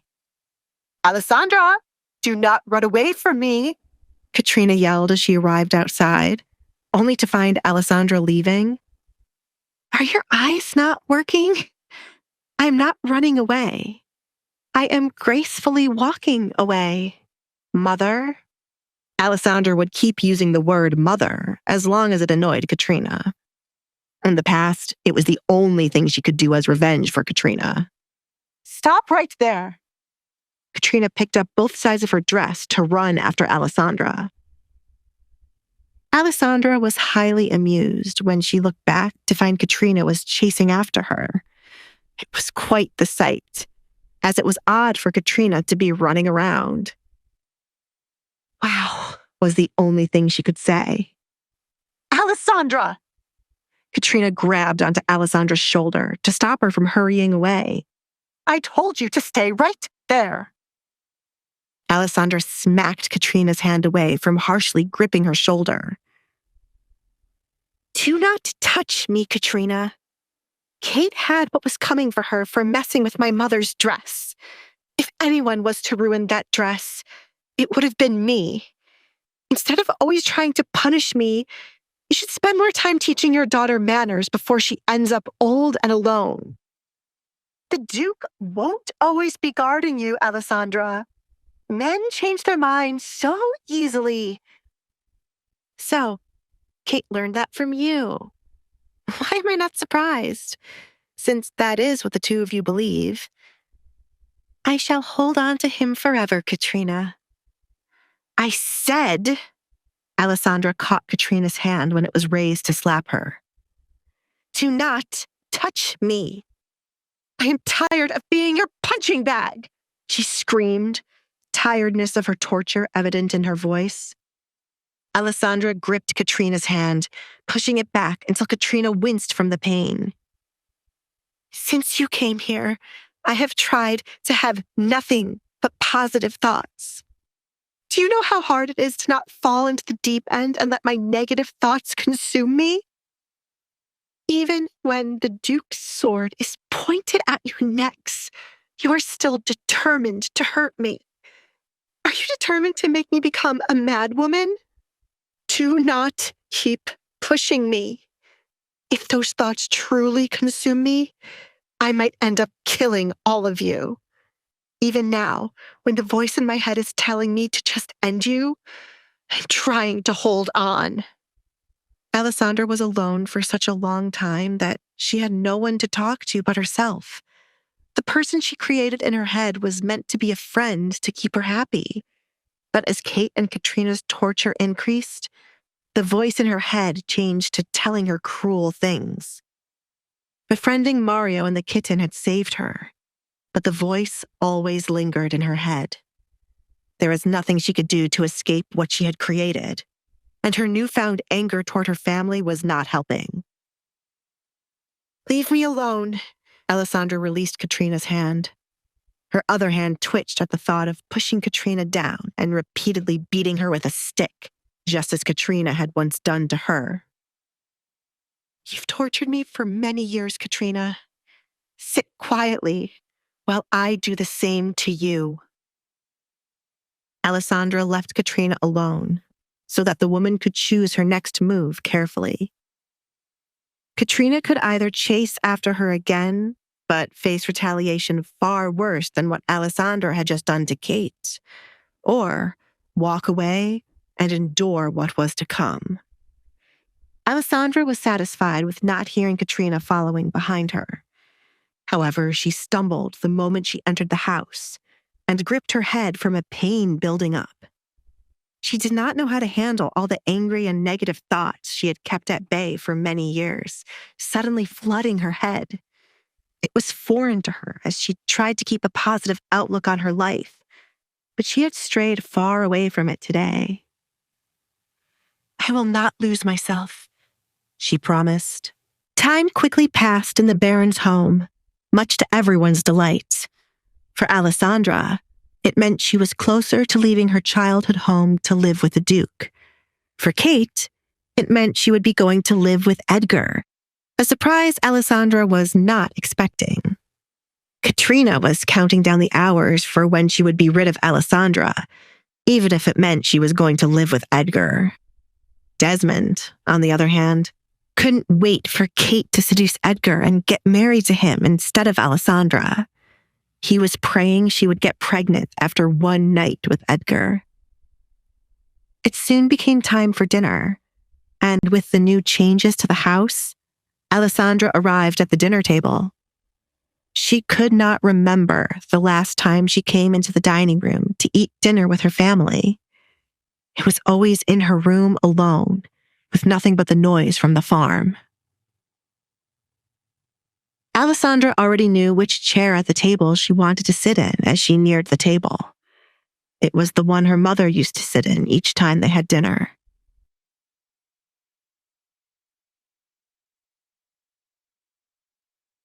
"Alisandre?" The butler, James, stopped in his tracks as he entered the dining room to find Alisandre sitting at the head of the table. In his absence, he learned that Alisandre had been proposed to by the Duke, and now she was able to roam around the home as she pleased. Even though Alisandre was engaged to the Duke, James knew Katrina wouldn't be happy to see Alisandre sitting there, so he proceeded to make her move. "My lady, it would be best for you to sit elsewhere. Perhaps here." He approached the table to pull out another chair. Alisandre looked up at the butler and the seat he was holding out for her. "I prefer the one I am in. Why do you think I sat here?" "But—" "I am not moving." Alisandre stood firm on where she wanted to sit. "You should finish setting the table before the others arrive, rather than wasting my time." James was at a loss for words, with Alisandre not moving. It was already odd enough for her to be seated at the table, but now the way she acted was different. "Katrina will not allow you to sit there." He switched his tone to something more gentle. He was merely looking out for Alisandre. "I have a feeling she won't mind. Can I get a glass of water when you go back to the kitchen? The pitchers here are empty." Alisandre was parched after spending the remainder of the day cleaning out her bedroom to get rid of the stench from the dead kitten and starting to pack up her belongings. Due to her not owning many things, by tomorrow morning she would be finished with her packing. James placed down the last utensils on the table and straightened them out. He made sure each time the family gathered to eat, the table would be pure perfection. "I will bring a pitcher for you, Alisandre." He bowed, then left. Alisandra tapped her finger on the table to pass the time. Sitting at the table did not feel as good as it once did. Then she started to wonder, was sitting at the table ever a good experience? She enjoyed her time with her mother while they ate, but eventually, her parents would start to argue. It was not as good as she believed it to be as a child now that she was older. This house has always been toxic, but as a child, I thought that was what happiness meant, Alisandra muttered, leaning back in her chair as her past memories became depressing. She started to think about what else she thought was good as a child, but now that she was older, it certainly wasn't good. This house has so much negative energy. It deserves to just be burned down. You really are taking this too far. Kate strutted into the dining room like a new person. It was as if her earlier encounter with Alisandra never happened. And do as you please, Alisandra. The higher you climb, the further you'll fall when this blows up in your face. Alisandra was surprised Kate didn't curse or scream at her for what she had done with the horse shit. That wouldn't have been enough to stop Kate's antics. I hope you always remember that thanks to the little stunt you pulled today, someone got fired. You should take responsibility. Sally was crying her eyes out. Kate took a seat far away from Alisandra on the other side of the table. She didn't trust Alisandra would not throw something else on her. I did not fire her. You did, Kate. Yet again, you pushed the blame for your antics onto me. When are you going to stop? Do I need to visit your bedroom again? Alisandra taunted Kate with what she did earlier. Luckily, the horses shit every day. I will never forgive what you did. I didn't do it with the expectation you would forgive me. I thought it was obvious I wanted the opposite. The only person here to forgive anyone in this home is me. You are all lost souls. I shall never forgive any of you, Alisandra said. Are you going to live the rest of your life holding on to the things we did to you? At some point, you have to let it go, or it becomes pathetic. Kate found Alisandra to be nothing more than pitiful. No, I will not spend the rest of my life thinking about any of you. I don't think you'll be around for that long, and I shall be living with the Duke. I'm afraid you will spend more time thinking about me, Kate. I hope I haunt you. Kate placed her hands on the table, interlocking her fingers as she leaned forward in Alisandra's direction. Keep up this confidence, Alisandra. When it crumbles, I'll be there to watch. When this is over, I'll really make your life a living hell. You'll hate me more when that time comes. I have never hated you, Kate. I will admit I have feared you and you have angered me, but I pity you more than anything. Many times I placed myself in your shoes.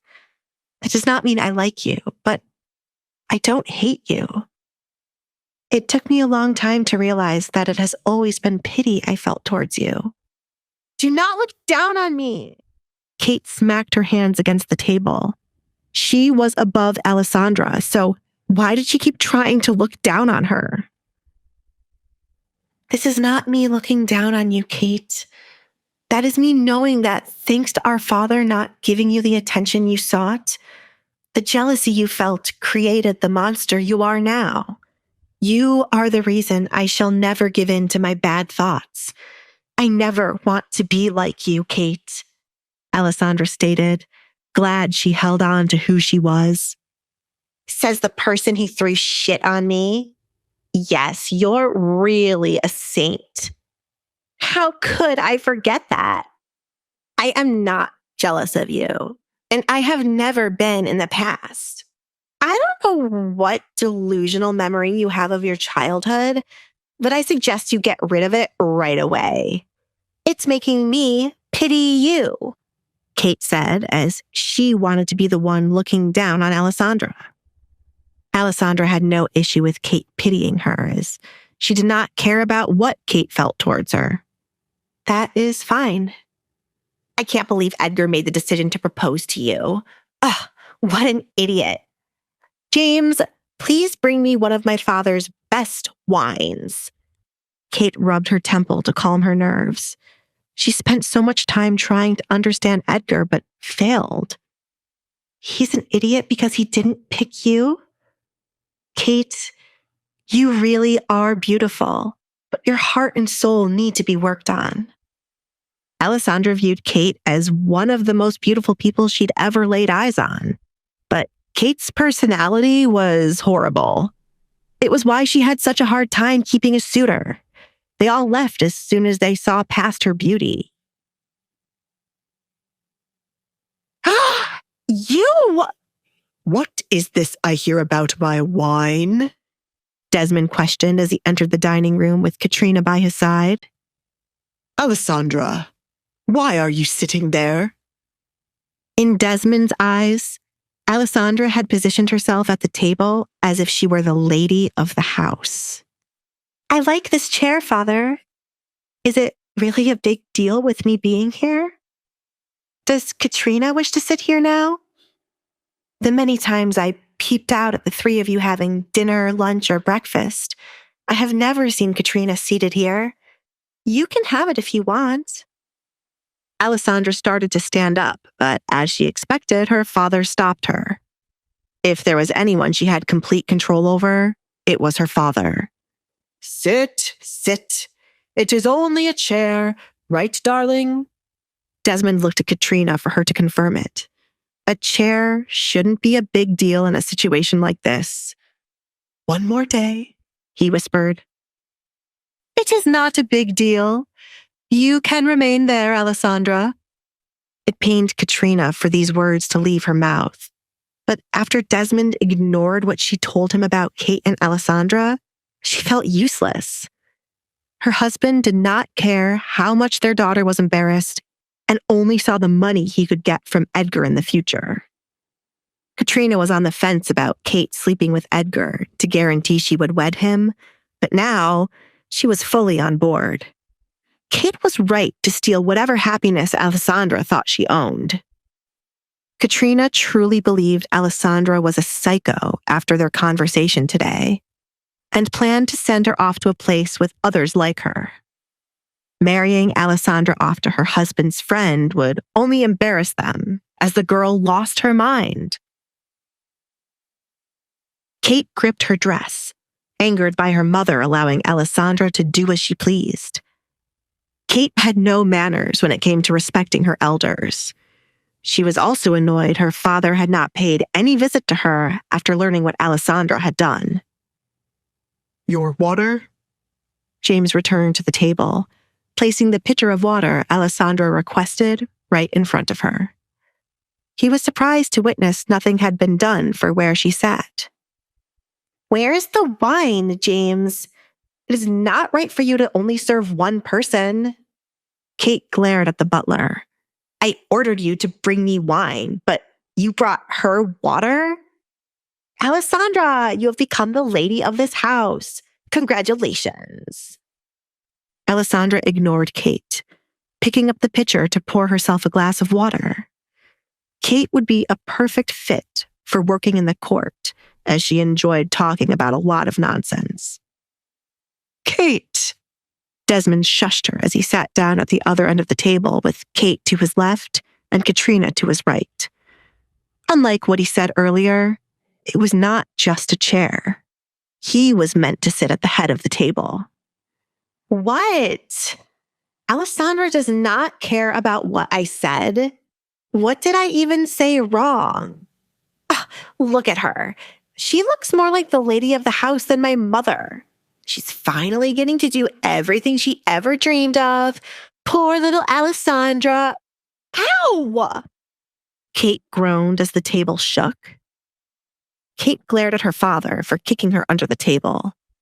Why was he still holding on to the ridiculous idea of being nice to Alisandra? Alisandra, How was your day? Desmond asked in an attempt to change the topic. You shouldn't have stopped her, Alisandra sighed as she placed her almost empty glass of water to the side. I am not going to be comfortable with Kate pretending to be nice when I know what she's really like. I am also not comfortable with you suddenly caring about my day, Father. I would prefer if everyone just shut up. For once in my life, I agree with her. I can't pretend to be nice to her even if someone were to pay me. We should just continue as we have always been. Or you should be the only one nice to her, Father. If anything, it's your love she wants the most. She grew up with parents who didn't love her, said Kate. Alisandra's life was just a big puddle of sadness. This was what she claimed someone was jealous of? Kate covered her mouth with her hand as she snickered to avoid being kicked by her father again. I have never hated Alisandra. How could a father hate his child? You know that I love you, right, Alisandra? Desmond smiled, truly believing his words.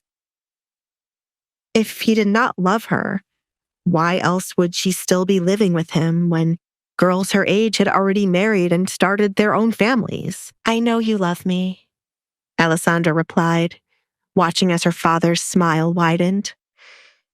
From what I viewed love to be as a child, you do love me. From the way you ignore me, look at me with disgust whenever I show myself to your guests by accident, how you allow others to treat me, how you think the Duke could not have fallen in love with me, that is your love. It is how you were with my mother. I can only compare it to a mother's love, but it's not like that was much better. Mother ran away, leaving me here with you. I think I've only experienced the bad kinds of love, but it is still love, right? Ugh. Desmond didn't know how to respond to Alisandra's confession. He was certain he had treated her right by keeping her with him after all these years. Any other person would have gotten rid of her. I have kept you sheltered here for many years. That is your duty as a father. You are meant to protect your child. Father, after the incident, you were the first one to look at me with disgust. It was you who wanted to hide me away and fed into the rumors of me being cursed, even though you knew the truth. I am sheltered here not to be protected, but for your friends to not see me, Alisandra replied. Keeping her here was not a grand favor when she wanted nothing more than to run away and live somewhere else. Did he really think she liked being here to be tortured by his wife and daughter? If only he had stopped the rumors in the early, or at least stopped what happened to her face, then she would have long left this home and probably be married to someone by now. Katrina couldn't take any more of Alisandra crying and complaining about her life. You are well above the age to get married. The moment you turned a woman, your father could have kicked you out, but he allowed you to stay here. His duty as a father ended when you became a woman, but you have never been grateful. Allow me to stay here? Is it not the inheritance you would have to give me should I leave that is keeping me here, Father? Give it to me, and I shall leave right now. Alisandra held out her hand for what belonged to her. When you quietly roamed the house, trying to avoid being seen, you would hear many things. Alisandra, that's not something I can just hand over to you. Desmond didn't like where the conversation took a turn to. He did not have Alisandra's inheritance anymore. Desmond was certain she would never leave their home. Therefore, he'd used the money as an investment for a business that failed. She wouldn't have needed the inheritance in the marriage deal he set up with a friend. Why not? Katrina and Kate are tired of me. If you give me the money, it is more than enough for me to leave this place and never return. I might even leave town and not marry the Duke. Alisandre continued to push for it. Kate's eyes lit up upon hearing this. Give her the money, father. Make her leave. It's not possible that you do not have it, right, father? If I bring this information to the court, you could be investigated, as you are not meant to touch my inheritance. This is why he has never gotten rid of me. Alisandre side-eyed Katrina. This was the reason Alisandre had never asked her father to let her leave. When she overheard him speaking about her inheritance being drained, Alisandre knew she couldn't just leave her family. In the end, she decided to look for a man desperate enough to marry her. I will gather the money owed to you, Alisandre. Do not mention it to anyone, especially Edgar. Desmond knew he would be screwed if Edgar found out about what he did. Edgar's father was one of the men who fought for children's inheritance to be protected until they either married or decided to leave their families. A large scandal in the town was what prompted this law. Alisandre's inheritance would have been her dowry for her marriage, but with her reputation, Desmond didn't think she needed it. You didn't think anyone would ever want to marry me? Alisandre didn't have to read his mind to know that was what he was thinking. I will keep my mouth shut. However, you should refrain from ever saying you were nice enough to shelter me here for so long. Understood? Yes. Desmond had to clear his throat after stuttering. For a moment, he feared the way Alisandre spoke to him. How did she know about the inheritance being gone? Alisandre held a card that could ruin him, should she tell the court about this. For his safety, Desmond was contemplating getting rid of her and telling the Duke she ran away. Kate rolled her eyes, irritated that her father allowed such an easy opportunity to get rid of Alisandre to pass by. Father, why on earth can't you just go get the money tomorrow? Who cares if you spent it? You have plenty more to replace it.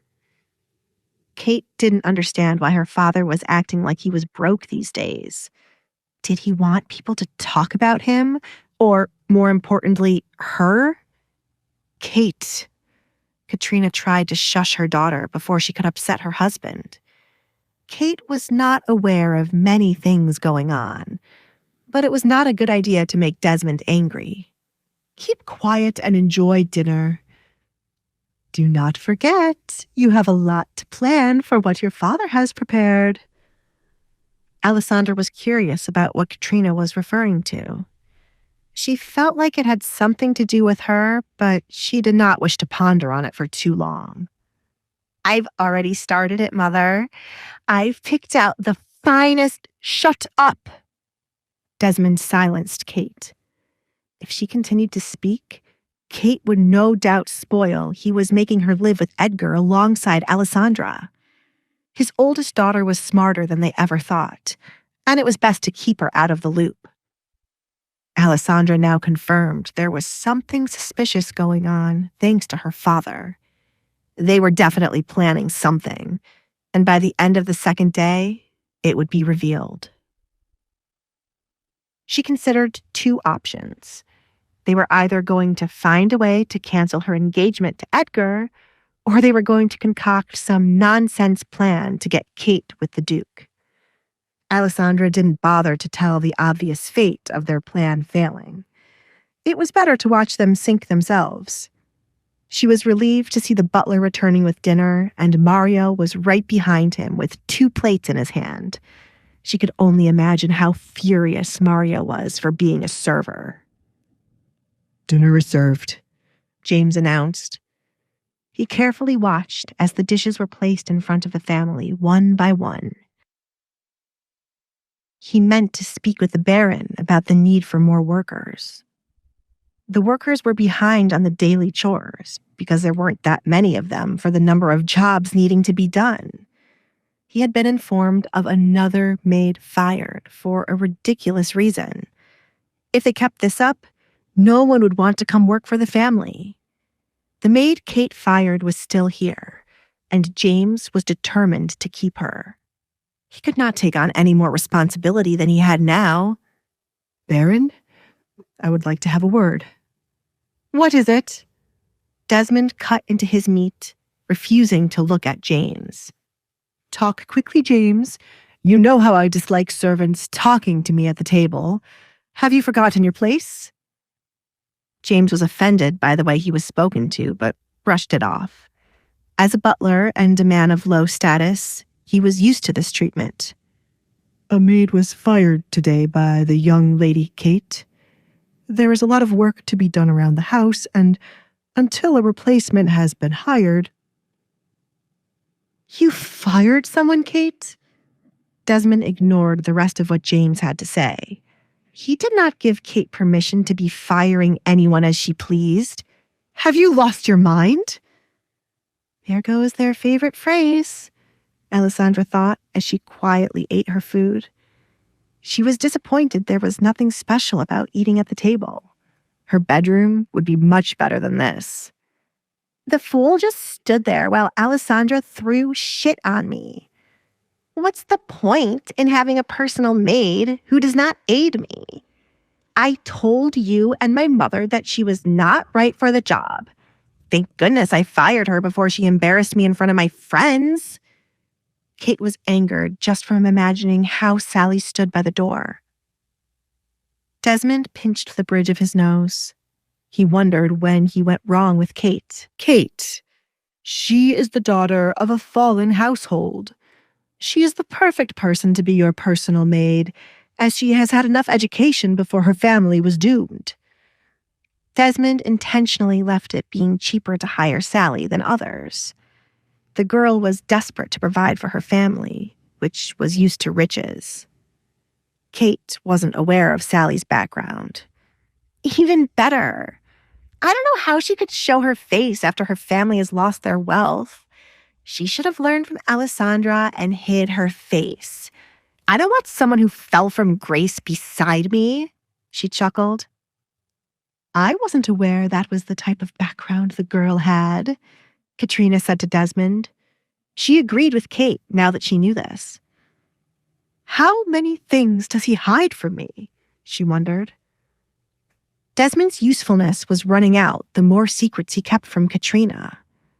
The love she forced herself to have for him was slowly disappearing now that his wealth wasn't that grand. There was no reason for her to continue having a husband. The girl stays. James, inform her of it right away, Desmond told the butler. He was not going to allow Katrina nor Kate to change his mind. This was practically Kate's 100th personal maid, and he was not going to let this one slip by. Father, Kate whined. She looked to her mother for help, but her mother shook her head. Very well. I shall make her quit. Kate had many ways of getting rid of someone she did not like. If Sally wanted to stay, she would have to endure what Kate sent her way. I'll take her. All three heads turned to Alisandre, now remembering there was a fourth person at the table. Alisandre was in need of a maid, someone to report to her what was being said by the workers and family members when she was not around. I am in need of a personal maid. I shouldn't wait for Edgar to provide me with one. Not my maid, Kate disagreed as if she had not been the one to fire Sally in the first place. You are in need of a maid. Desmond now realized this fact. Father! Kate could not believe her ears. A moment ago, he was forcing her to keep the maid, and now he was handing her off to Alisandre. I want her! You cannot give Alisandre what is mine. Can I have the girl or not? Alisandre didn't want to prolong knowing if she would be given Sally as her personal maid. As a lesson for Kate, Desmond decided to go against what she wanted. James, tell the girl she is now Alisandre's maid. Yes, sir. James bowed, then went off to find the girl crying her eyes out over the loss of her jaw. Kate pushed her chair back, creating a skin-crawling sound at the wood chair screeching against the floor. I have nothing to say to you. Kate walked away from the table, preferring to be alone before she said something to her father she would regret. Katrina, teach that girl some manners, said Desmond. Katrina gripped her fork as she heard the faint sound of Alisandre laughing. Not too long ago, Alisandre told her to teach Kate manners. For her husband to do the same was embarrassing. Katrina refused to say anything to fuel Alisandre's growing ego. Baron, a message has arrived for you. James hurried back to the table. The Baron had warned him many times to alert him right away when this person tried contacting him. No more interruptions, James, Desmond said as he took an envelope from James. His eyes went wide, and his skin turned pale once he saw the name written across the back of the envelope. The message came from none other than William Lancaster, the man who wanted Alisandre. James, prepare the carriage for my departure. Desmond quickly shoved the note back into the envelope after he read the contents. William was summoning him to talk about Alisandre once again. Carriage? Who is the letter from? Why are you going to someone at a time when you are meant to be eating dinner? Desmond! Katrina's words fell on deaf ears as Desmond stood up to leave. This is more important than dinner. Take care of the house while I'm away. Desmond left the table in a hurry to get to William. Katrina sighed, looking at the food Desmond barely touched on his plate. Kate had left the table, and now her husband, too. She enjoyed having dinner with the two of them, but now it was returned. Katrina glared at the person responsible for dinner being ruined. It is my fault, Alisandre said before Katrina could blame her for the table being so vacant. I can control Kate's feelings to make her leave, and I live a double life as the person who sent my father the letter. I do not need your sarcasm, Katrina spat. Alisandre played with the potato on her plate and said, Your eyes looked to me as the reason dinner was ruined. I thought it was only fitting I tried to make up the most stupid way I could be the one to ruin dinner. This family truly needs to learn to take accountability for their actions. Ha! Katrina scoffed. Never would she have ever imagined getting lessons from Alisandre. Then why are you pushing what happened to your face onto someone else? I never said I wasn't responsible. However, your daughter has a share of the responsibility when it comes to my face, and I will not let her forget it. I hate to ruin dinner further, but I do not wish to waste my time sitting here with you. Good night, Mother. I am not your mother, Katrina gritted her teeth. With Alisandre leaving, she was the only one left at the dinner table. Instead of leaving, Katrina took her knife and fork to start eating. I worked so hard to get a Baron's attention for this kind of life. Who should I make my next move on? Katrina started to plot her next move. Meanwhile, Desmond bit his nails as his nerves increased the further he got from the house. He had no idea why William was requesting his presence so late in the night to speak about his daughter. News of Alisandre's engagement was not known to the town, therefore William could not know about it. Why did I borrow money from William? If I ever find the man who scammed me, I swear I'll kill him on the spot. How dare anyone try to scam me? Desmond was angered by the memory of a man who promised to triple his wealth if he invested a large sum of money into a couple of businesses. The man was nowhere to be found once he received the money, and no matter who Desmond asked about him, each person claimed to not know anyone with the name or description. The man was right not to show his face in the town, or he would be killed for what he had done. Why has the carriage stopped? Desmond asked when the carriage suddenly came to a halt. Looking out the window, he knew he was not at William's house as yet. "Baron!" a voice called, sending shivers down Desmond's body.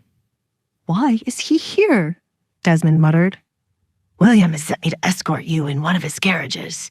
You should feel honored, you sly dog." The right door opened to reveal one of William's henchmen. "There is nothing wrong with my carriage, Rowan." Desmond glared at the man. Rowan was one of William's most trusted servants. He was always sent to kill anyone William no longer wanted alive, as they were either his enemy or no longer useful. "If you continue to glare at me, I will pick your eyes out with my nails. Get out now, before I consider knocking you out and dragging you in the mud." "Your pick," Rowan grinned, revealing his golden tooth. He played with a small dagger in his hands as he waited for Desmond to make his answer. "Get out of the way." Desmond knew he had no choice but to get out of the carriage. "Move." In the blink of an eye, Rowan pointed the dagger at Desmond's neck. "Do not talk down to me, Baron. I do not share the same status, but I won't hesitate to kill anyone who looks down on me. If only my master would allow me to kill you. I've never gutted a Baron before." "You demon!" Desmond shook from fear. Each time William wanted to scare him, he would always send Rowan to do the job. Rowan chuckled, pointing the dagger in another direction. He ran his fingers through the strands of his hair, the shade identical to the color of blood. "Everyone says it's my hair that makes me look like a demon. But has anyone ever seen a demon to know what they look like? Fools." Rowan frowned. Suddenly annoyed, Desmond had not left the carriage and distracted him instead. His master wouldn't be too happy if they were late. Without a word, Rowan reached forward to get a handful of Desmond's hair and then pulled him from his seat to the muddy ground. "I told you I would drag you out." "He got mud on my boots." Rowan proceeded to rub his boots into Desmond's clothes to get rid of the mud. Desmond shoved Rowan's shoe away, refusing to be belittled by a murderer. "You cannot treat a baron this way." "This is why my master hates you. You are not only a baron, but also William Lancaster's servant. When he sends for you, your title does not mean anything. Have you forgotten he saved you from your many debts? Why is it taking so long to bring him your daughter? Silly man." Rowan kicked Desmond in his side, causing him to tumble over in the mud. "A baron, rolling around in the mud like a dog. What a sight. If only my master was here to see this. Get up quickly, or I shall kill you for making us late," Rowan said as he walked back to the carriage he arrived in. He looked up at the man hunched over in front of Desmond's carriage. Rowan used a special dart laced with drugs to send the coachman to sleep. It was important that no one knew William was meeting with Desmond. Desmond balled up fists, tempted to attack Rowan for what he had done, but he knew to be patient.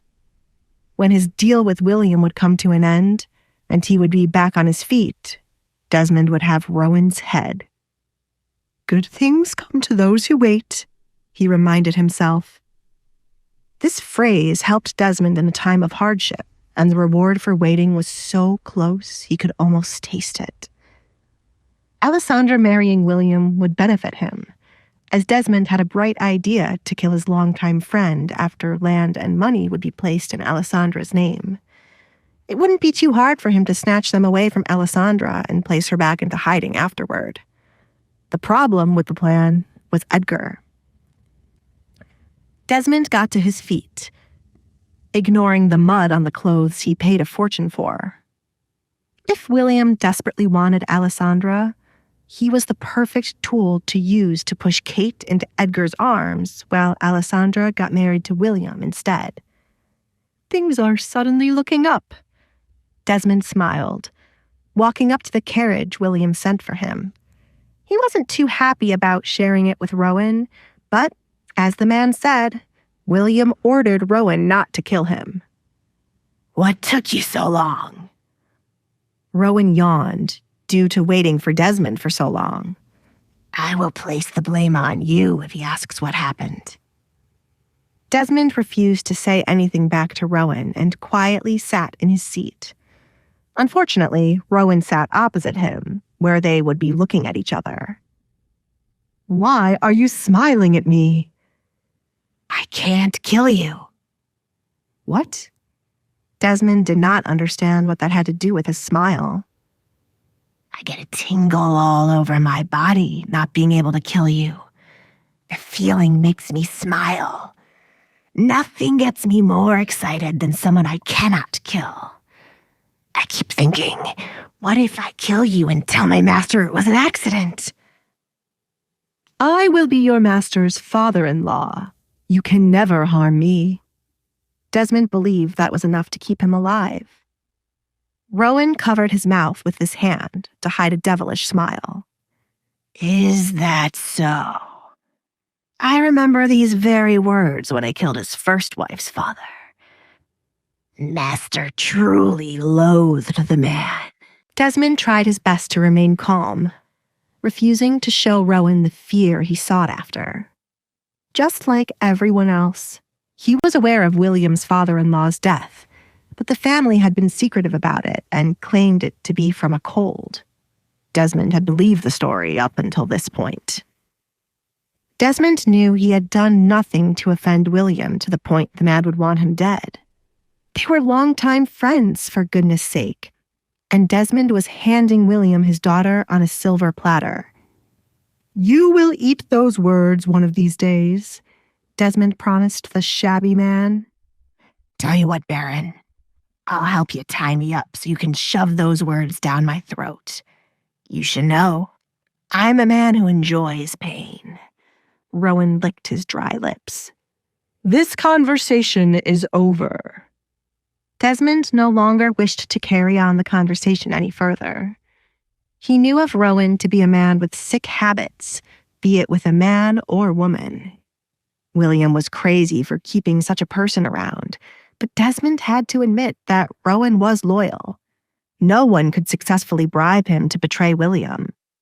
They couldn't figure out what William had over Rowan's head to make him this loyal. "You are an evil person, Baron," Rowan said out of the blue. "Says the murderer, and have you forgotten who you work for?" "I know my master and I are evil, but you are one of those people who play dumb to what they are. What kind of a good person hands his daughter off to a man his age?" Rowan sighed. "The silence is loud," Rowan sang as he enjoyed making Desmond feel guilty. "Or maybe that's a thing in the town I know nothing about. A man like me knows nothing about high society. Do you care to enlighten me if this is a normal thing?" "Are you trying to tell me not to send my daughter to William?" Desmond asked. "Of course not. William wants her. Therefore he shall have her. But I was expecting a father to have principles, you know. Stop looking down on me when you are not a good person, Baron. I kill people, and you trade your daughter for money. We are evil brothers." Rowan chuckled, stomping his feet against the floor as he found himself to be funny. "He's crazy," Desmond concluded. Alisandre was saving their house by becoming William's wife. He was setting her up to be the wife of one of the richest men in the town. Duke Edgar must be playing with her feelings, as Kate was a woman more suited for him. Desmond wouldn't put it past Edgar to propose to Alisandre only to make Kate jealous, and Alisandre fall for his trick. His poor daughter. "Home sweet home." Rowan took a deep breath to inhale the air he believed to be sweeter than anywhere else. The There's nothing like the Lancaster mansion. He opened the carriage door before the carriage itself stopped. Desmond scurried to the other end, afraid he would fall out of the door. His heart rushed while Rowan jumped out of the carriage, laughing as if he couldn't have hurt himself. He never wanted to see Rowan again after tonight, for he could accidentally kill the both of them with his recklessness. For the first time since he had left home, Desmond felt truly relieved when the carriage stopped. Aaron, we are already late. Trust me, you do not want to upset him. I am coming, Desmond said. He made a mental note to have the doctor visit him tomorrow to check on his heart. Hey, I'm Alisandre. If you're wondering what happens next, download the Pocket FM app now and listen to the exciting episodes of The Duke's Masked Bride.